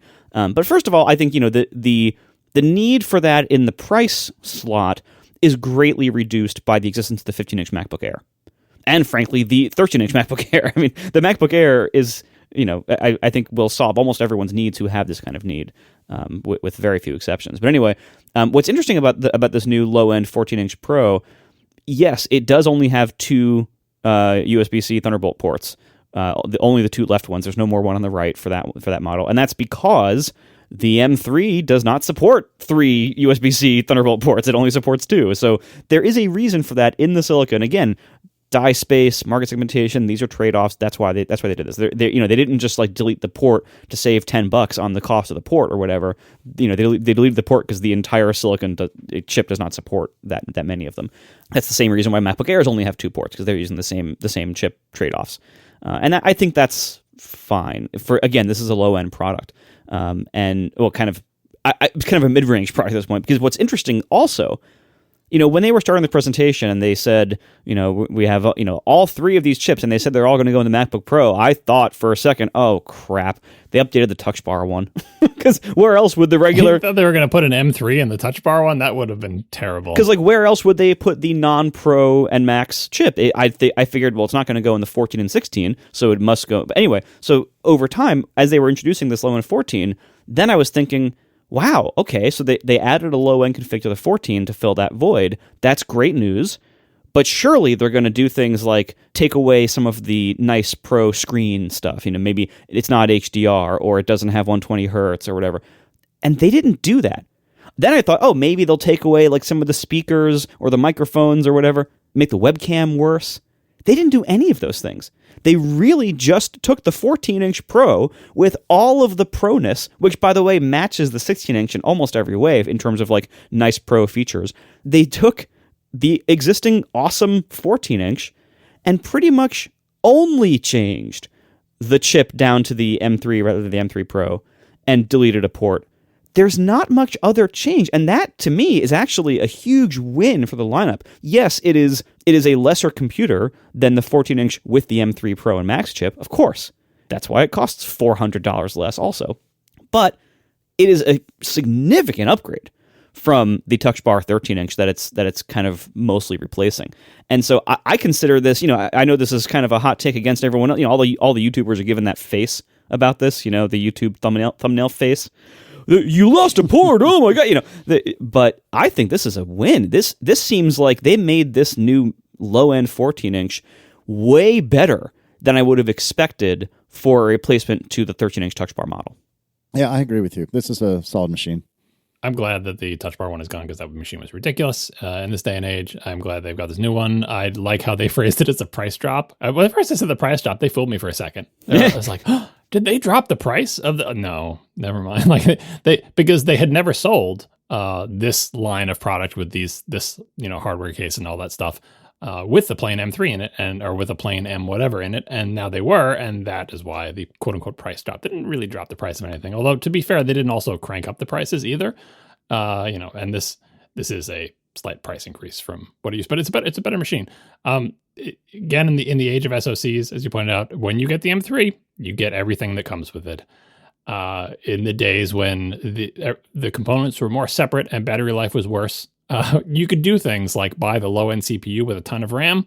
Can't do that in this day and age. It's just a side effect of the architecture Apple has chosen. It's not that bad. The plain M3 can go up to 24, which is fine for a low-end config. The fact that 8 gigs is still the default in a thing that is called the MacBook Pro, I still think is not. And here's the thing. I wouldn't care if they offered that if we didn't know that Apple's RAM and all of Apple's upgrade prices are insane. That's where the margin is. That's where Tim Cook, right? It's not so much that they're offering an 8. It's not even that 8 is the default and that it's unusable with 8. It's none of those things. It's that we all know the second, like at a Porsche dealership, the second you want anything that's not comes with it by default, the price goes up so fast because that's where all the margins are. And yeah, that's another thing we have to talk to people about on all these computers. This is not specific to the laptops or anything like that. It's just about Apple. It's like, okay, you're going to go in there and they're going to get you in the door with the price that you're going to see is like starting from blah, blah, blah. Now let me begin the long process of convincing you not to buy that one. Doesn't have enough SSD space. It might not have enough RAM. And yes, as soon as you see how much it costs to upgrade those to even the very next notch, like the reasonable notch of like 512 instead of 256 SSD, you're going to be like, whoa, you sure I can't get by with this? Like, please do not buy a 256 gig SSD in your laptop. You're spending so much money. Trust me on this. You're going to fill it and then you're going to be sad. So it's not that I think this machine is bad. I think that Apple has still essentially done nothing to address the real problem, especially on their lower end devices, of huge margins that they collect on the upgrades. Huge margins disconnected from reality in every possible way. That's where their margins are. Like, I get it. I understand, but it's so painful. That's why we're always waiting for the kind of like we were with the what was it, like the 16 gig iPhones or whatever they were stuck at for years. We're waiting for that year where Apple finally says, okay, this is the year where we raise the floor and now you can't get an iPhone with less than this amount of storage. So it should lessen the pain. When does the low end of Apple's, of the Mac line get off of 8 gigs? Because that will be such a relief, because we assume, I hope, that they will, in fact, double and go up to 16 and not go to like 9 or something ridiculous like that, right? When they go to 16, like that first year that they go to 16, again, thinking about when is the year to buy, when are the good ones, that year that they bump to 16, if they don't wait a ridiculous amount of time, that's a great year to buy, because you will never have a healthier amount of default RAM. And then you can, we hope, if they fix the SSD situation, buy the base machine and not be punished for it. But right now, if you buy the base M3 MacBook Pro with 8 gigabytes of RAM, I think it does come with 512 on the Pro at least, but that's a machine where you have to really think twice about. So yeah, that's just the Cook doctrine plus the M3 equals be a little bit careful with this machine. So Marco and I don't know if I speak for you on this. I think I might, but Marco and I have wanted for years. For sure, we've wanted a cellular modem in the MacBook Pro. That's not happened, unfortunately. Mm-hmm. But in my computing life, I have very few regrets. I had a long time in the PC world. I don't regret it. I know John regrets it on my behalf, but I don't regret it. I do. I'm sorry for you. Sorry that happened to you. But perhaps in part because of my long time in the PC world, I spent a lot of time, as we discussed on a member special, I spent a lot of time with ThinkPads. And those ThinkPads were almost always black, or at least all the good ones were. And one of my computing regrets was not ponying up the $150, whatever it was, to get a black book, black polycarbonate MacBook as my first Mac. Those things were so freaking hot. And I wanted one so bad, but I was too cheap to do it. And I had a white one that immediately had all my hand grease all over it. It was not great. However, I can right this wrong, because Space Black is here, baby, and I'm excited. I think this thing looks real good. And I'm told from Jason Snell, among others, that I need to pump the brakes a little bit. It's not as black as I want it to be, but oh man, this thing looks good. And Marco, we didn't get our cellular modem, but we got Space Black, and I'm excited. So first of all, I got to see this in person. I'm really curious about it. I think it would be cool to have a really black-looking MacBook Pro for the first time ever. But Yeah, by all accounts, and like it's hard to tell like from like the YouTube hands-on videos. You know, when you click the thumbnail after they give that face, usually you can see some kind of clip from behind the scenes of the event Apple held yesterday with all the YouTubers being able to take B-roll, and they're like turning the MacBook around, but like it's under this harsh spotlight because they have like all this like trendy lighting, and so it's really hard to tell how these are going to look in person. It seems like they're going to look fairly dark, but like space gray was not a very dark gray at all. Space black looks like it is darker, but then like you see the black plastic of the keyboard well, and you're like, well, that's much darker than the black aluminum surround, so I don't know. Yeah, it's not ThinkPad black. No. It's not even BlackBook black. Like the original black MacBook, I think, was blacker than this thing appears to be. Yeah, and I'm not sure what color Apple thinks space is. They have had a number of colors over the years called space gray and space black and midnight and all these terms that suggest an absence of light, which would suggest black, and yet they keep making all of these different shades of what basically are medium to dark grays. Look around your office, look around anywhere in the electronics business, lots of stuff is actually black, just black, like power cords, black cases for other things. Like the keyboard. Yeah, like lots of stuff. There's a very clear reference for what black means in electronics. And I don't know what they're doing here. I mean, I think there's a threshold. Like obviously the keyboard is not actually black. It's not like that Vanta black. It's not like a black hole. Like it absorbs all light. But there is a threshold where most people will consider that has passed now from dark gray into black. And no computer hardware that Apple has made in recent years has passed that bar. I think the original black MacBook did pass that bar. I think if you show that to anybody, they would say this computer is black. But if you show this space black computer people, I think they will say it is really dark gray. Yeah, that's what it seems. And yet it's called space black, which is a different shade of black than the space black on the Apple Watch. It's a different shade of black than space and black. Like it just Yep. And so one of the issues with black, like on the Midnight MacBook Air, which is a very dark blue, is fingerprints. And so Apple actually has something regarding that. They said it in the video, that has a special finish that makes it so fingerprints don't show up as much, whatever their wording was. But the idea is that they know this is a problem and they have what they think is a solution. And I've heard two different reports about this. Jason Snell says you can still see fingerprints. They're not as prominent, and it is a big improvement over the Midnight one, but it does not totally fix the fingerprint problem. John Gruber says, as far as he could tell, it pretty much solves the fingerprint problem. So I guess it depends on what lighting you're in, how greasy your fingers are. Any improvement is good, though. The fact that it's a coating worries me a little bit, because does that coating wear off? Like same thing with the color, the dark gray color.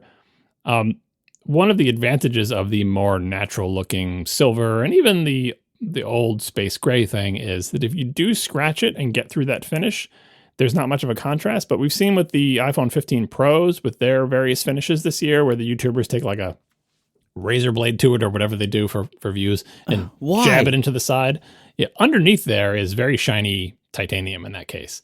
And it really shows up a lot. So the darker you make this thing, if the darkness is just a coating, when you scratch that coating, it's going to stand out more than if you had a lighter color. So the coating for the fingerprints, plus the fact that the anodization is darker and the aluminum underneath presumably is lighter, may present some challenges for the appearance being preserved over a long period of time. But we'll find out once people get these. Like maybe the coating holds up really well. Maybe the anodization doesn't scratch easily. Either way, I endorse them addressing this problem instead of saying Johnny Ive style, we've made the perfect computer, now don't touch it.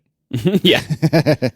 Yeah. I think, first of all, I think it's really funny that I think they spent almost as much time introducing the color as they spent introducing the M3 Max chip.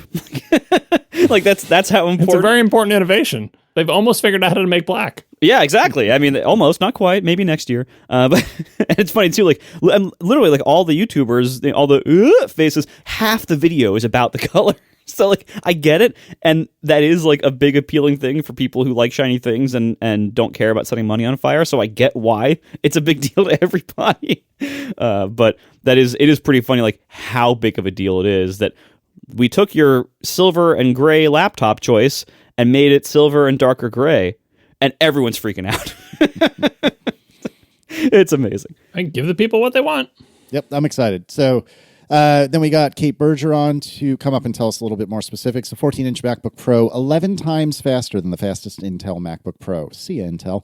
I felt like they were, I want to say snarkier. I don't think that's the word I'm looking for, but they were more aggressive about crapping all over Intel this presentation. But the thing is, they're not crapping all over Intel. Intel is actually making better and better chips. What they're crapping all over is whatever chip was in Apple's Intel laptop like 3 years ago. Like, yeah, they're crapping all over themselves. Like, Intel is not a stationary target. Intel continues to put out new CPUs, and some of them are actually getting better. And so it's not like... they have to stop comparing to Intel eventually, because maybe the idea is if you just say Intel, people won't think, and they'll say that means that Apple's chips are 11 times better than anything Intel has to offer, which is obviously not true, because they don't realize they're comparing it to a really old computer. But like, how long do you compare? Like, how long were we comparing PowerPC computers, 68K counterparts? How long did we compare the Intel ones to the PowerPC predecessors? Like, you got to let it go eventually, like, because that eventually the number becomes meaningless, like, because it's so many things have changed. The operating system has changed, everything, all the software has changed. It's no longer meaningful. So, as much as I complained about not comparing to the M2, comparing to Intel, I guess it's fun to put a big number on the screen, but it's silly, and they should stop doing it, let's say, next year. Yeah, I think the context is basically, I don't like when they're making that kind of comparison to the the fastest Intel version of XYZ of their own computers. I think they're talking less to PC people and more to Apple's customers who haven't upgraded to the M series of chips yet. That's really the idea here. Is like, hey, look, this old Intel iMac you're holding on to, you got to upgrade. Now's the time. Yeah, I know, but like, the thing is, they can make that point in other ways, and like, I think those people know. Like, people with really old computers, they know that no matter what they get, it's going to be so much faster. And maybe they need Apple to say 11 times faster or something to convince them, but I don't know. I feel like that point could be, maybe it's because it tends to be like in the same part of the little thing where they're talking about benchmarks. And so they're basically jumping from, here's what you need to know in terms of what kind of incremental performance improvements we've made, to jumping immediately to, and by the way, if you've got an old Mac, you should really buy a new one. We would like to stop supporting Intel, please and thank you. So now's the time. So yeah, so... Stop. 11 times, yeah, sorry, John. 11 times faster than the fastest Intel MacBook Pro. Kate specifically said, for the vast majority of workflows, you'll never hear the fans. Ahem, gentlemen. Applause for that line, by the way. 1080p FaceTime camera. I wrote down, but I wonder, I might have this wrong. I think it's for HDR specifically. It's 1,000 nits sustained, 1,600 nits peak. That was unchanged. What was changed was that the non-HDR, SDR, regular content, that max went from 500 nits to 600. And they made an interesting point, which it took me to the second viewing to put it together what they were talking about, that if you have a studio display, that also for SDR content, or I guess for everything really, is 600 nits. So the brightness, the max brightness between the two screens is identical just in terms of brightness. And that's kind of neat. I mean, it's not a big deal, but it's kind of neat. Yeah, they haven't raised that in a while. So that's why that was noteworthy. Like, it's been 500 on the Pros for some time. Yep. And isn't it 600 on the, what is it 600 on? The MacBook Air? Something that's out now is 600. I don't remember offhand. I might be thinking of a phone. But yeah, no, this is a thing in the world of televisions as well, because you've got, high dynamic range, HDR video, and then you've got, I guess, SDR, standard dynamic range, which is like regular TV. And there are specifications for, before high dynamic range, there were specifications for regular TV that would say, here's what the maximum brightness should be for a non-high dynamic range video signal. But that brightness is pretty low. And so most TVs these days say, yeah, even though the spec says we shouldn't show higher than whatever it is, 300 nits or whatever, it's really low, like what the non-high dynamic range TV maximum brightness should be. We know that it makes the thing hard to see if you've got a sunny room. So pretty much every TV says, hey, if we can make the non-HDR stuff brighter, we will. And I think that's what Apple is doing here. Not that there's any spec dictating what they should have on the screen, but like, yeah, at HDR, you can do this amazing stuff. But like, your UI is not HDR. The windows, the titles, the menu bars, the buttons, the background of your text editor, none of that is HDR. Unless you're looking at HDR video, it's quote unquote SDR or whatever. And they want to separate the two because otherwise high dynamic range doesn't look high, because if it's the same as, but raising the standard dynamic range level so you can see it better is probably one of the most important things they can do, because unless you're editing HDR video all day, you're looking at your screen in the standard dynamic range mode all the time. And if you can't see the screen because it's sunny and you're at the beach or whatever with your laptop getting sand in it, it's great that you can now crank that up. Obviously, it will burn your battery more, but I do wonder how, because they could choose, and there are utilities you can get to do this. You can just run your screen at 1600 nits all the time when your windows can be 600 nits. I do not recommend this. It will burn your retinas out, but they could keep creeping those two things closer and closer to each other. Like, the max is 16, and then the regular non-HDR max was 500. Now it's this. Now it's it. Like, they can keep creeping it up, but if they get them too close to each other, then HDR loses its effect. So maybe the HDR peak will start moving up because televisions can go higher than 1600 these days, but we'll see. They also have 16-inch versions of all these models, which that's not for me. It's not to say they're bad, just not for me. They're for me. They're great. Fair enough. The release schedule, John Turnus took us through so you could order anything immediately. The M3 is available immediately. The M3 Pro is available this coming week, or next week, I guess, actually. I'm sorry. And then the M3 Max later in November is all we know. It's the teens. It's like the teens of November are all the ship dates for the M3 Maxes. Okay. I guess we can talk here about whether or not we ordered anything. Then we have to briefly talk about the postscript of this entire presentation. The entire iMac, you mean? Yeah, that's exactly right. I have not yet ordered anything, but my current intention is to basically duplicate this machine, but in space black with an M3 Max. So I currently have a 14-inch M1 Max with 64 gigs of RAM and 4 terabytes storage. My intention is, although, again, I just haven't had the time to do it, my intention is to order a space black 14-inch M3 Max with 64 gigs. The 96 is tempting, and 128 is tempting, but I don't think I would ever use it. I probably don't even need the 64, if I'm really honest with myself, but here we are. Well, also, you can't, if you want all the CPU cores, you can't pick 96. Oh, that's right. I forgot about that. Yeah, you're right about that. And then I tried to convince myself that 8 terabytes would be nice for a little extra breathing room, but you saw the price. Then I saw the price, and I said, nope, that's not. I'm just gonna have to delete some stuff because that's not gonna work. And so I'm gonna go 4 terabytes again. So again, like I said, I plan to get a replacement for this computer. I'm not entirely sure what I'm gonna do with this one, to be honest with you. I might just trade it in. If somebody's looking for one, let me know. But Aaron doesn't need one, and the kids don't need one, so I'm not sure what I'm going to do. But we'll figure it out. John, I know you bought at least 3 laptops, right? As excited as I am for the M3 Max, and I think it's going to be great in a laptop. I don't like laptops. I'm not getting one. All right, so Marco, the person I actually wanted to talk to about it, I just had to get John out of the way. So what have you ordered, or what will you plan to order? As I've talked about many times on this show, I've loved using my 16-inch M1 Max MacBook Pro as a desktop this entire time. I have the ridiculous Pro Display XDR. I have this amazing laptop that has been a fantastic desktop this entire time. This has been amazing. Best computer I've ever had. My favorite computer I've ever had. All of the downsides of using a laptop as a desktop from pre-M1 days are gone. It is reliable, and I keep it in clamshell mode and a little like stand-up stand. It is reliable. It is quiet. It is silent. Like I never hear the fan. It has just been fantastic. And when the Mac Studio came out, it was tempting. Hey, maybe I should double my CPU performance by getting the M1 or M2 Ultra versions of the Mac Studio. A lot of things kept me in the desktop laptop lifestyle. Number one of which is I've been portable. I've talked about I'm moving my house, and so I've been back and forth a lot to different places.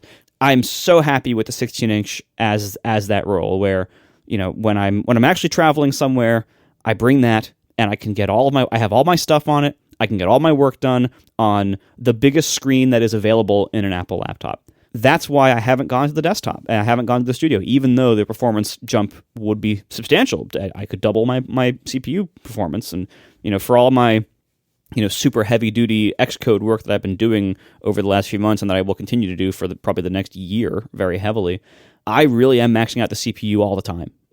Doing a lot of Xcode compilation, a ton of Swift UI work, a ton of Swift work, tons of very CPU intensive work happening here.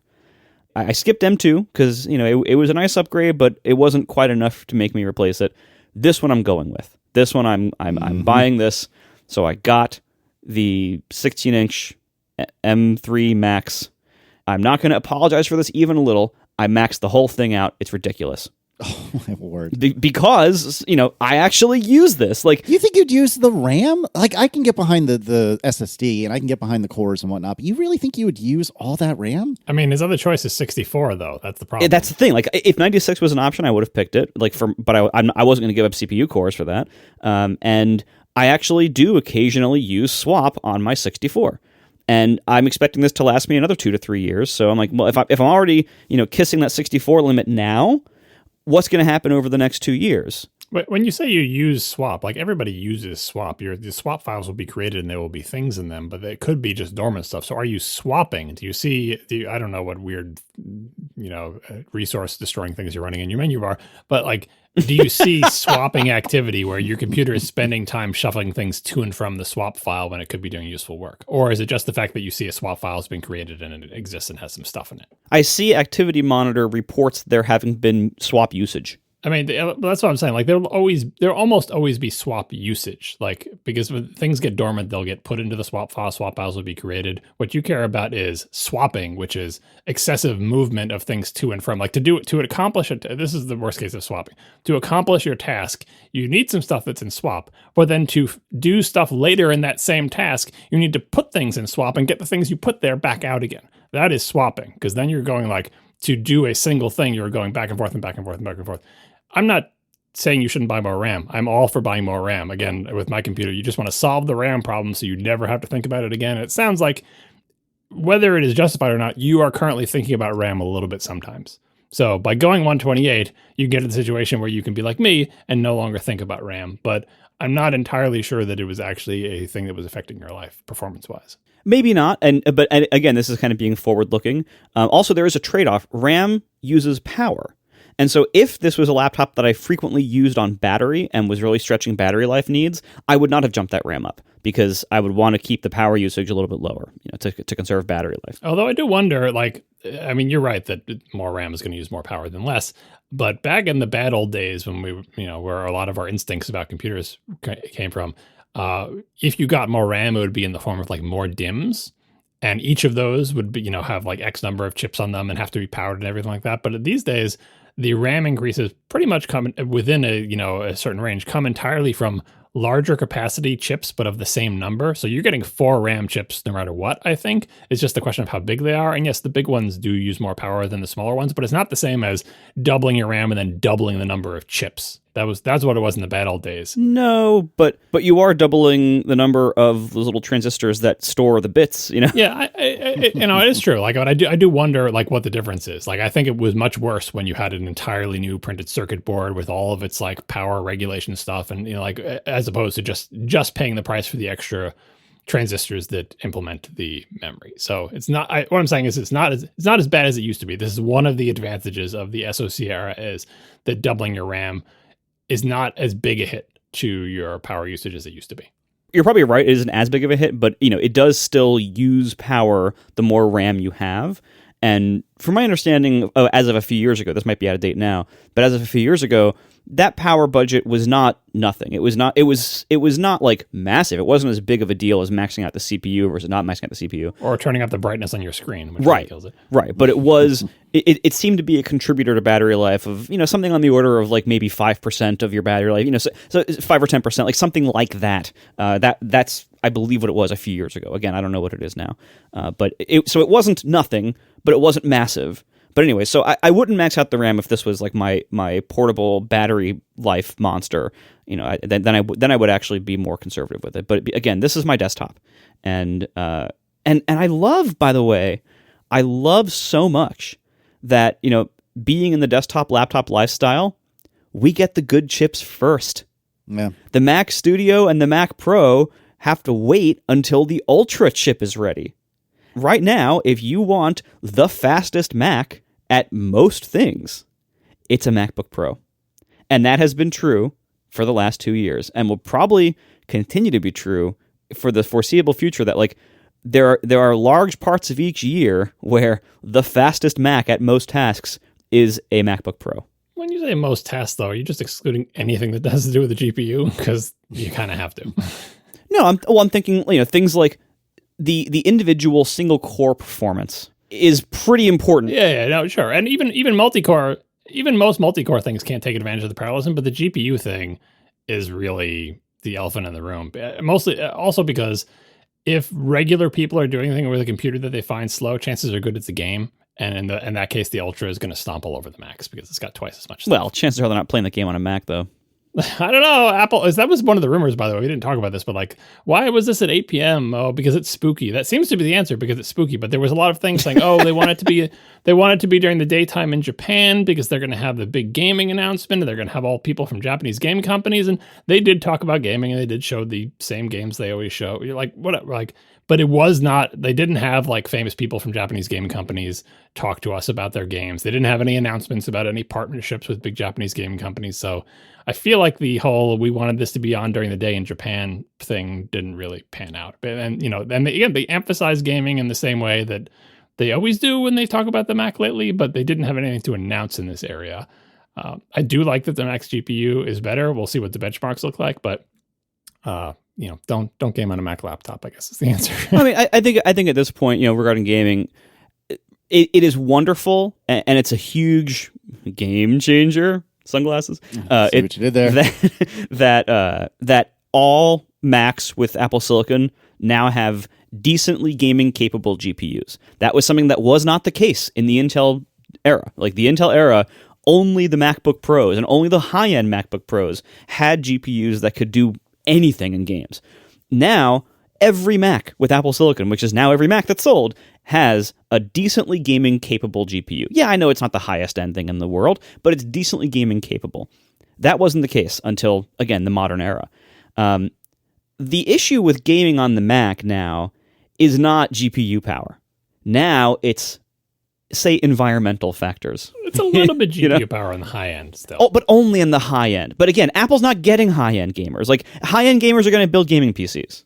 But I know, but Macs are the PCs of the Apple world. Like, this is that market, right? And to the extent that you're looking at that market at all, as in PC gaming, when you say PC gaming, you usually mean the games that will stress your PC, and people want the PC that costs more money than they can afford, that will play the game that they want to play on their PC at a better frame rate. And to the extent that Apple wants to be in that market at all, they are now less competitive than they had ever been. That's just that market. In the whole rest of the, if you don't look at PC gaming, but you look at like mobile gaming, casual gaming, stuff like that, playing AAA games that everyone else played 3 years ago, yeah, Apple's doing well in that area. From a game maker perspective, in the Intel era, there were not enough people who would buy games on Macs who had gaming capable GPUs, because everyone had these crappy Intel integrated GPUs on almost every Mac. So that limited the market by a lot. Now the numbers are now there. It's not going to be as much. The percentages are there. The percentages. Right. Now yes. the percentage of the Mac user base that can play your game at all and have a good experience is going way up, which is great. But the absolute numbers of Mac sold is really the convincer in terms of like, should we make a Mac version of this game? There's a thing in the follow-up we'll talk about in a future episode about another company saying, yeah, we're not going to make the Mac version of our game anymore. And why? It's not because Mac hardware is bad. So there just aren't enough Mac users. Even if literally 100% of Mac users that exist in the entire world bought your game, some people may be like, not sure we can just, and that's on Apple. Like that's why iPhone gaming is so popular. You know how you get gaming to be popular in the iPhone? Sell a bazillion iPhones. And then people are like, yeah, my potential customer base is how many billion people? Sure, yes. Whatever my game is, I will make sure I can port it to the iPhone, because you sold so many of them. If Apple could sell as many Macs as iPhones, gaming on the Mac would be amazing, but we're not quite there yet. Well, and I know this is probably a better discussion for another day, but Apple seems to have an institutional inability to court developers. Developers come to Apple willingly for the high volume platforms, mostly the iPhone, because we are so motivated to be on those platforms that we will tolerate Apple's BS as a developer that they give us as developers. Whereas the platforms where Apple kind of has to try to get people to them, they are terrible at that culturally. They are not used to not having the power because Apple is so, they think of all of their developer markets the same way they think of the iPhone. Like, why aren't people lining up and knocking on the door and tolerating all of our BS and paying all of our fees? What do you mean everyone isn't desperate to do that on this platform that has way lower volume? Apple is just incapable culturally of dealing well with those markets, of actually courting developers, of actually getting big companies to care about their platforms in a strong way and devote a lot of resources when they don't have to. And it's unfortunate, but that's the way Apple is culturally, and it would take a lot of change in the company to change that. We saw that in a lot of the court cases. Like, it's kind of like an attribution mistake, which is understandable. But like when they would talk about, the App Store and, their fees that they take and whether it's justified or whatever, it seemed like when a lot of Apple executives were up there, the misattribution they were making was, we have made this amazing product, the iPhone, and you want to be on it because of the great job that we did in making this great product. And that's why, we deserve some of the value because, without this platform, what would you be deploying your thing on? Like, it's a give and take, but they're saying like, it's because we did such a good job with the iPhone that you want to be on it. But it's like you said, Marco, like the actual thing is the thing you did a good job with, Apple, is selling a lot of iPhones. Now, yes, those are two things are connected. Oh, they sell a lot of iPhones because it's a good phone. Like, I get it, right? But I feel like the Apple executives feel like because we have made a really good product, that's why we deserve to be successful in this market, to have developers wanting to develop or whatever. And same thing with the Vision Pro. Like, the Vision Pro may be an amazing product, but like eventually when, how do you get sustained developer interest? You have to sell a lot of your product. And despite the fact that those two things are linked, product quality and how many of them you sell, they diverge in certain areas for historical and, other reasons, like on the Mac, right? The Mac is a great product. We love it. They don't sell as many of those as they do iPhones. They don't even sell as many of those as the world does Windows PCs. And so the thing Apple always seems to be proud of is the quality of their product. But I feel like I should say we deserve part of your money because we sold 17 billion iPhones.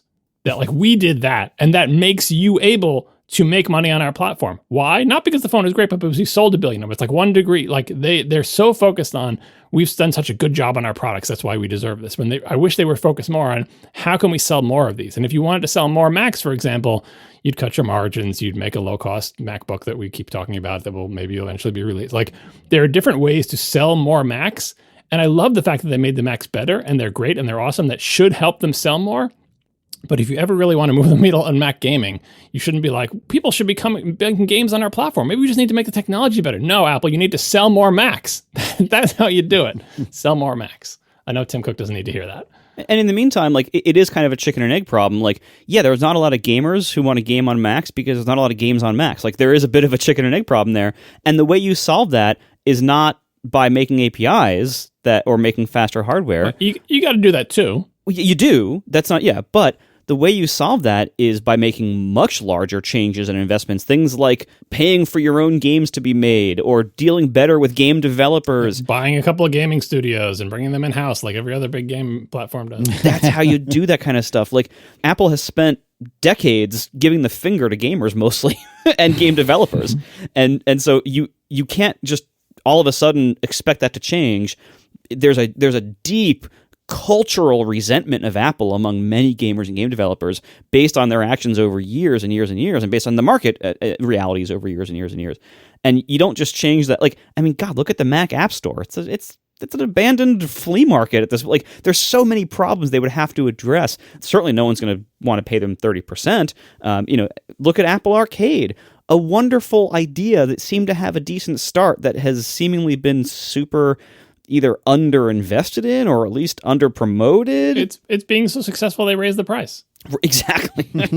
Like they would have to change a lot to make big impacts in gaming, and they seem to be standing around, twiddling their thumbs, expecting developers to just line up and knock down the door, and that's not going to happen with gamers. I mean, and again, if you want to essentially force developers to pay attention to you and go on your platform, sell a bazillion more Macs. Seems easy, right? Yeah, or apply money to the problem. Like, buy a studio, like whatever it is. Like that's that's how you do that. I mean, and to be fair, that seems like what they're trying to do. Bootstrapping this, they are spending more money, more time, and more attention.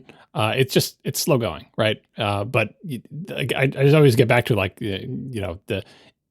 if they sold 10 times as many Macs, this conversation would be so much easier for them because it'd be like they are with the iPhone. We're like, no matter how annoying you are, people are like, well, I got to grit my teeth and do it because look at all those iPhone customers. Yeah, exactly. Anyway, so I bought the big MacBook Pro and I decided to get the black one, which is uncharacteristic of me, but I've had silver now for a few generations in a row, and I just kind of wanted a new change of pace color, even though if it looks a lot like space gray, I'm going to be disappointed by that. It doesn't match your stand. Well, the stand is wood, but it doesn't. The bigger thing is it doesn't match my monitor stand or my my headphones. Like it's not going to match. But it's all the way off to the side, so I don't actually look at it that much. And by the way, on this desktop laptop thing and your discussion of it again, I just want to reemphasize the point that we gloss over a lot when we talk about this. One of the biggest advantages of your desktop laptop, of you not having to, like, you basically having your life with you in that thing, like when you go from place to place and you put it down and you connect it to a monitor, there you are, like you pick up right where you left off. I feel like that huge advantage is kind of a condemnation of Apple's adoption of cloud storage and syncing. We talked about it with the Chromebooks and everything like that. That is a fact of life because most things are local and there is no easy solution for syncing that much local storage efficiently. But imagine if Apple only made Chromebooks. You wouldn't be having this conversation. You'd be buying Mac Studios for every place where you needed to be because you'd be like, well, of course, all my stuff is there. I'm not saying that Apple should do this and it's easy. Like, I understand, like there are technical reasons why we're not there yet. Most people don't do a whole lot of their work on Chromebooks. Right, exactly. Like I get it, especially when the more demanding you work, the more important it is. But like when I look to the future and I say this is actually a vestige of history that when technology, we should be working towards making it so we don't have to deal with that because that I feel like that is one of the biggest reasons you use this. And looking at this machine that you're buying, I do think it is ridiculous. Like you want a desktop, you're maxing out this laptop. It's to the extent that you're sacrificing like its portability and battery life, but you want the power. Why are you doing that? You want a gaming PC. You bought a Mac Pro. I know, but I'm saying like the reason you're doing that is the massive advantage of I unplug it, I will go somewhere else, I plug it into a monitor. There's nothing else I need to do. Everything is exactly how I left it. That advantage is so huge that you're willing to do this because it's the best option available to you. And I do look forward to a day when the availability of our stuff, of even your bazillion files in Xcode and the SDK and your Git repos and like just all that stuff, everything, your entire computing life was as available to you everywhere as like my Gmail is. We're not there yet, but I hope I live long enough to see it. We are brought to you this week in part by ATP members. Please consider becoming an ATP member today. Membership comes with all sorts of great little fun things, chief of which is the ad-free version of the show. That's what most people get membership for, or the bootleg version of the show, both of which are really fun. So the ad-free version, it's just this show with no ads, easy. The bootleg version is the unedited live stream. So there's been no editing, no moving stuff around. You get all the beginning and ending kind of, extras and detritus that I would normally edit out of the polished show. You get all of, my jokes that don't land. You get all of Casey swearing. You get, all the talkovers. It's a more kind of raw version of the show that a lot of people actually really prefer. So that's there in the bootleg. You also get occasional discounts on merchandise sales and occasional other little perks, but those are the big ones. You get the ad-free feed and the bootleg feed. You also get member specials. We've been ramping this up recently. We get extra exclusive member content, entire kind of bonus episodes, and sometimes they take fun different directions. Sometimes they're tech, sometimes they're non-tech. It's a lot of fun. So go to atp.fm/join to learn more. Plans start at just $8 a month. There's also annual plans. You get a small discount if you want to do that instead. John has done a whole bunch of work on the membership system recently, so there's a whole bunch of new options there to check out. atp.fm/join. Thank you so much to all current and future and past members. It's the best way to support the show. It really supports us a lot. So we very much appreciate all the members out there, most of whom I guess aren't probably hearing this message because they're listening to the ad-free version. But anyway, thank you so much to all members. And for you, if you are hearing this and considering becoming a member, thank you very much. atp.fm/join. Thanks so much to our members and our future members and our current members and our past members and all members out there. Thank you. All right, so we should probably talk about the iMac before we hang up the phone. There is a new 24-inch iMac. It gets the M3, not the M3 Pro, not the M3 Max. No soup for you. But it does have a bunch of nice features. It gets Wi-Fi 6E, Bluetooth 5.3. It's 2.5 times faster than the fastest 27-inch iMac. I don't know if that includes the Pro. What's a 27-inch iMac? See, yeah, this, exactly. By the way, like, this is one area, like, John Turnus, so what he said, he was describing this, and he said, he was talking about how the 4.5K 24-inch screen is, quote, the perfect size to replace both the 4K and the 5K Intel models. That, to me, says, if you've been holding out hope for a 27-inch iMac replacement, you might want to give up that dream. Like, yep. maybe in the distant future that might come, but that statement to me says stop waiting. It'll come in time for me to win my bet. We'll see. It's in the calendar. I don't even remember when that was. But yeah, look forward in the calendar. It's in there. All right. So it's 2.5 times faster than the fastest 27-inch, 4 times faster than the fastest 22-inch. It gets a, quote, unmatched video conferencing experience, quote. $1,300. You could order it yesterday, and that's basically it. All the colors are the same, size is the same, everything's basically the same. Still Lightning port peripherals. Yeah, which is a bummer. No USB-C for, Because reasons. I mean, so I think I talked myself into being, feeling weirdly about these Macs in our past episodes. I love the fact that they have M3. This was the machine that needed to be updated the most, and it did. Thumbs up, right? But as I said, when I look at this machine, I think, okay, but the thing that needed to be updated the most about this is the base configs. Maybe the 8 gig of RAM less, but the 256 gigs of storage, and the fact that it costs $200 to go to 512 and $400 to go to a terabyte. Like, regular people don't use a lot of CPU, but even just regular, like, non-tech enthusiast people can and do eventually use a lot of storage space.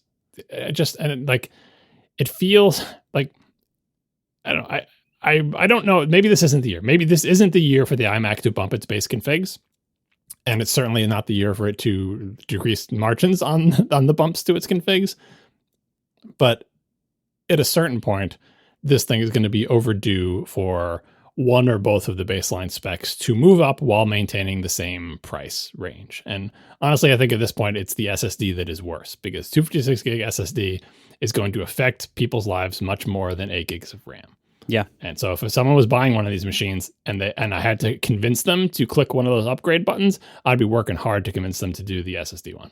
The fact that this gets the M3, that doesn't help with any of this. Like, that's why I feel like I'm slightly more disappointed in this machine. Like, I thought, the M1 is not going to be so slow that people are like, oh, you're using a slow computer, because they all have SSDs. Everything's nice. You can do all the things you want to do. The M3 is great. I endorse it. It's an upgrade, but it doesn't fix any of that other stuff. And as far as I can tell, none of the upgrade pricing, none of the baseline pricing, none of sort of the value proposition of this machine has changed, except for the fact that you get way more CPU and a better Wi-Fi and connectivity and stuff like that. But every other value proposition thing has not changed in 3 years in terms of, like, what do you get for a given amount of money in terms of RAM and SSD. So I really hope this machine, keep it on the M3 for 3 years. I think it'll be fine. But, next year or the year after, get rid of that 256 gig SSD option. I would love to see that kind of thing happen, but ultimately, I think the iMac seems to be, there isn't a huge market for this, but the market that there is for it, it seems to still be serving it just as well as it did 2 years ago. So they seem to be putting as much effort into updating it as the market justifies, and it seems to be serving it well. This is a market that oftentimes has very low-end needs where they're kind of like terminals for things in like, front desks of offices and stuff like that. Like, so I think they're doing fine with this product, and there's not much to talk about. I mean, and to that end, I think the Lightning on the peripherals, I don't care that much about it. Like, it's I do. It's I know this is people think it's a shame because they think this machine is going to be around for a long time, which essentially extends the maximum Lightning peripheral lifetime out to the lifetime of this line of iMacs, which could be 2 or 3 years. And I get that, but from an end user perspective, the fact that this uses lighting for the peripherals doesn't really affect their life. Because, like, the computer comes with the cable that does it. The only things you're dealing about are the keyboard and the mouse that are right next to the computer all the time, and it has the cable, and so it's not the same as phones not being updated or like other things. It seems silly, but I think it's fine.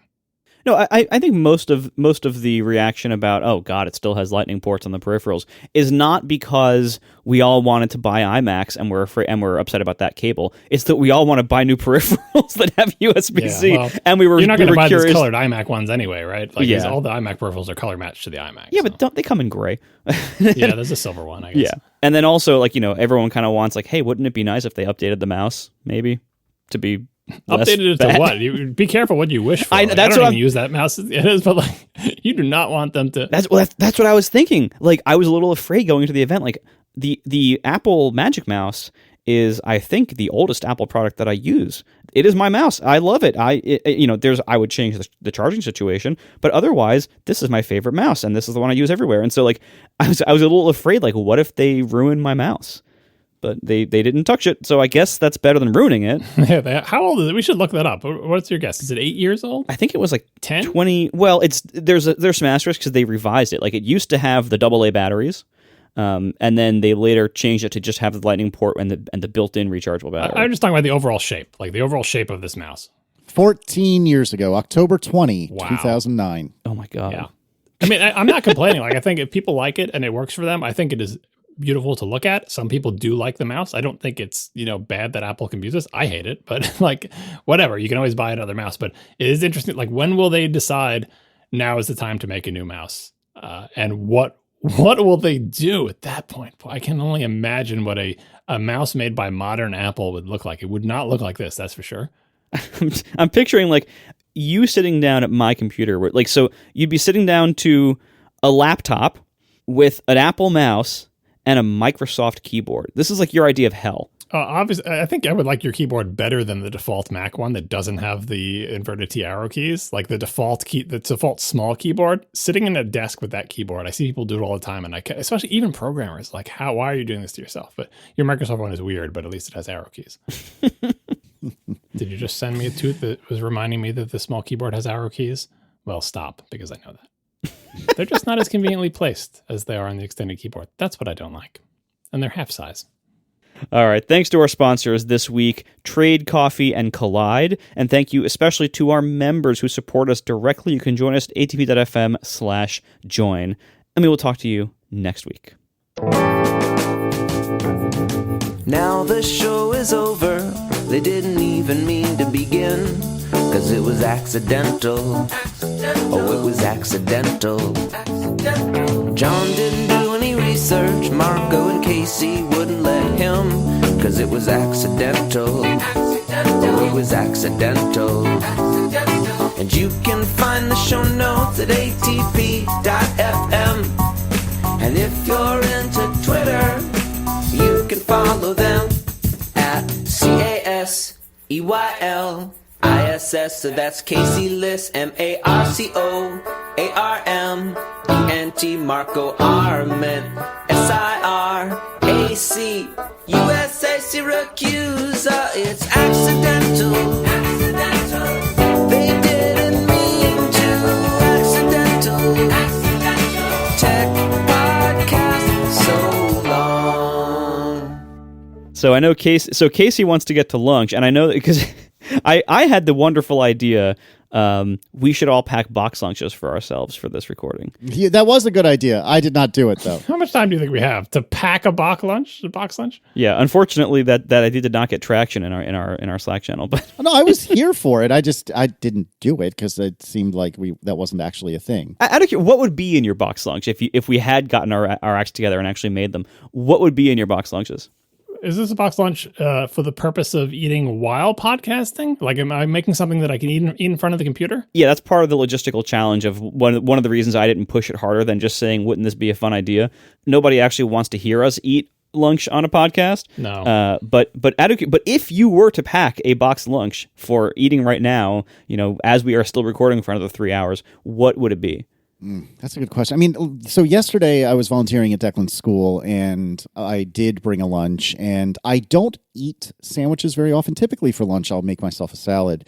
But on occasion, I will have a sandwich, and in this particular case, I had a ham and cheese sandwich yesterday, and that would probably be what I would do in this sort of scenario as well. A salad is, assuming you don't, absolutely drown it in dressing, a salad is in many cases a lot more healthy, and that's what I typically eat. So that was my question in your salad thing. What is in when you make yourself a salad? What's in it? So it's a lettuce base. I would use spinach, which is arguably more nutritious, healthier, etc. But I developed a spinach allergy a few years ago that I haven't been brave enough to test to see if it was like a couple of year thing or if it was a forevermore thing. Anyway, so I use whatever the tall lettuce is, not the circular lettuce, the tall one. The tall lettuce, not the circular lettuce. What? Food aficionado Casey Liss identifies romaine lettuce by its height. Does it have a ruffly edge or a flat edge?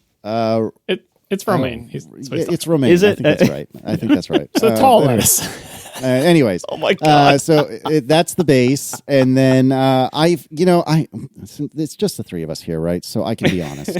Do you put chocolate chips in it? Just tell us. No, Velveeta shells and cheese is just lumped on top. No, if only. No, the thing Wait, that's going can I guess? to get me is it going to have bacon bits in it? No, I love bacon bits, but no, I don't. I typically do not. Yes. No, the thing that's going to get me to move to California one day, it's not the weather, which is perfect in most places. It's not that the cities at least are super liberal and whatnot. It's not the fact that it's going to fall off the continental United States one day. It's not the fact that it's hilariously overpriced. It's the avocados, because I have become obsessed with avocados recently, and so I probably put an unhealthy amount of avocado in. Typically the protein will be either some shrimp that I'll just quickly cook with not a lot on it, or occasionally some like chicken. We'll oftentimes get a chicken from Costco and strip the skin off and use that. What else do I put in there? Chickpeas sometimes, onion. What else? I'm trying to think. Cucumber. When you say onion, you mean like red onion, raw red onions you cut up? Yeah, raw or red or white, but always raw. I don't typically saute it or anything like that. This is quite a mishmash you've got going here, but let's get to the. This is a complicated, arrangement. No, it takes too. me a while. It takes me a while every day. Let's get to the big finish though. What dressing are you putting on this? Oh, that's what you're aiming for. We talked about this once before. It depends how health conscious I'm feeling at the moment. I try not to use a lot regardless. But, I think we had this very conversation on the show at some point semi-recently. But Ken's, what is it, low fat or low cal, Thousand Island is so good. And that's my fat-free. No, it's not the fat-free, I don't think. I don't know. I'll have to look it up. I forget. No, that's better than I thought it would be. I mean, I'm not sure culinarily if it holds together with all those ingredients you just described, but health-wise, it seems like you're getting a lot of different food groups in there. Yeah, and I got, usually I'll use cherry tomatoes. There's different colors. I don't put on like tortilla chips or anything, or anything like that. Yeah, it's low carb so far, right? No croutons. Yeah, I did do croutons for a long time, but I've weeded that out of my diet, even though I love them. It's replaced it with avocado. Yeah, pretty much. Yeah, it's true. I've replaced all of my carbs with tons of fat. Yeah.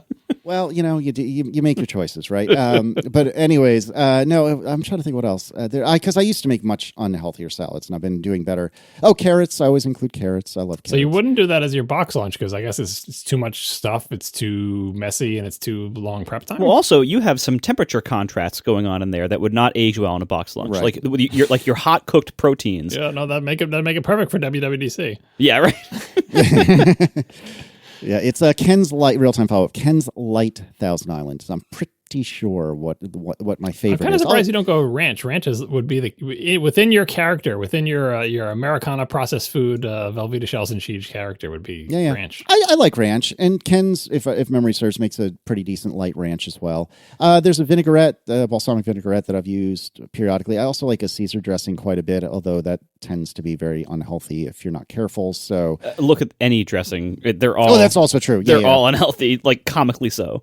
Yeah, but I was talking to a couple of friends of mine that I meet for lunch like once a month, and we were discussing our routine lunches, and I was describing the salad the same way, and they were like, "My God, that must take you forever," and it takes I don't know, maybe 10, 15 minutes on an average day. It's not that bad. And I'm not too fussy about, chopping the ingredients in a particular way or anything like that. But that's my typical salad. I don't know how this is a show of tangents, but actually, no. Before we get off your salad, and speaking of chopping, how do you address the lettuce? Like, do you cut it up into pieces? Do you tear it? Like, what is your lettuce size target for salad? So it used to be that I would chop it up because I have an unreasonable, unnatural distaste. That's a poor choice of words given we're talking about food, but I really don't like when the backbone of the romaine leaf. More very precise culinary terms. Yes, we know what you mean. The spine. So I like to split. I like to split the backbone such That's that the best part. People love that crunch. Yeah. Okay. No, I like the crunch, but I don't like when I have this 4-inch wide piece of lettuce with the backbone right in the middle. It's hard to get it in your mouth. Well, that's my question. Is it you're cutting it into? No, that's what you stab with the fork. Yeah. Well, no, but are they 4 inches wide? Like, what is your maximum dimension you're willing to accept in lettuce piece? Right. So what I used to do for a long time, I was fussy about it, and I would cut straight down the backbone, and then I would just chop it up into an inch or two per Like bit, basically if you will. Squares or rectangles. Yeah. Per side. Yeah, exactly. And then Aaron eventually was like, "What are you doing? Just tear the damn thing." And I was like, "Yeah." And then eventually I got to the point of, "What am I doing? I should just tear the damn thing." And so that's what I do. And I try to tear off of the backbone, such that the backbone is still there. It's not like I'm throwing the backbone away. It's just that it's split between two different bites. You gotta stop calling it the backbone.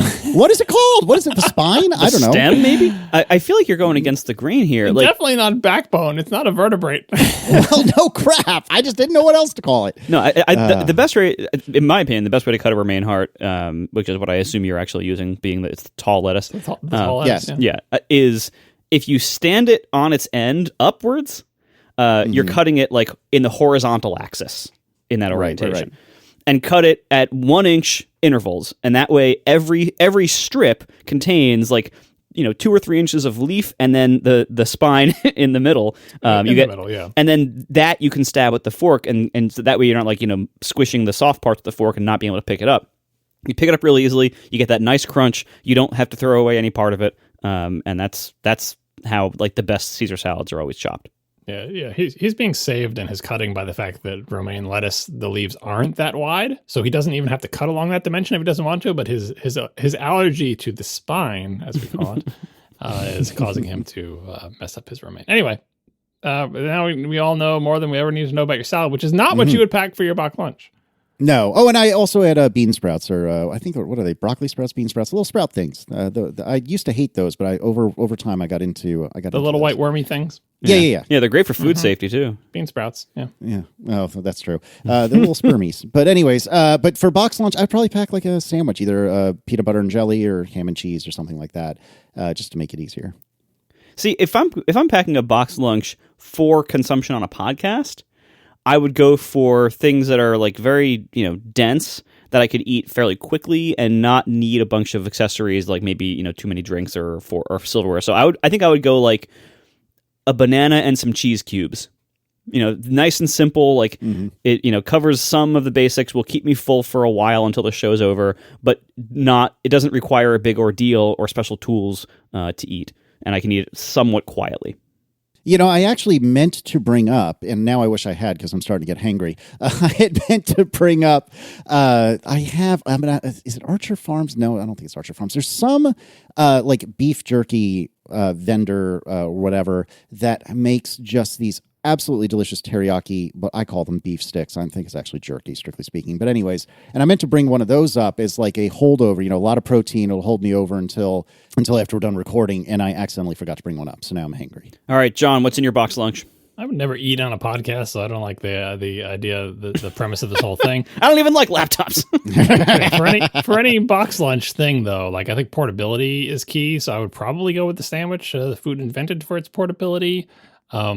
Rather than the fruit and nuts type route. Although I did think about yogurt because you can eat that silently or more silently anyway, and I do like yogurt for lunch sometimes. But no, I'd probably go with the sandwich, and there are many unhealthy sandwiches filled with lunch meat that I would love to eat, but we tend not to have it in the house because if we have it in the house, I will eat it, and it's not good for you. So what we usually have in the house, and what I usually go to, in case you already mentioned it, I'm a peanut butter and jelly guy. I like peanut butter and jelly, and my move with the peanut butter and jelly is I often make it on toast because I think sometimes that improves it. Peanut butter and jelly on toast. It's not great for a podcast because it's a little bit crunchy and a little bit crumbly. Yeah, I would destroy my office. Like it would be covered in crumbs. Like, yeah, no, it is a good portable box lunch. So if I set aside the idea that you're saying we're going to bring this to a podcast thing, a sandwich of some kind of work. I wouldn't do toast probably if you said you have to eat it when you're on the air. I would not toast it. I would have a softer bread or whatever. But yeah, peanut butter and jelly is a good meal. And then, maybe some a little side snack. Again, this is not great for podcasting, but I have been on nut kick lately. Trying to find inexpensive and yummy nuts. They're good, and I would probably throw them in as my side snack. I found it, real-time follow-up again, Wenzel's Farm teriyaki sticks. I don't think you can get these on Amazon, which has been a point of contention in the family because they're a pain in the butt to order. I forget where we source these, but because we get like a box and they last friggin' forever. But the teriyaki beef sticks are super-duper tasty. I really, really like these. And they look like dog treats. They do. They absolutely do. Like all jerky does. Yeah. Dog treats for people.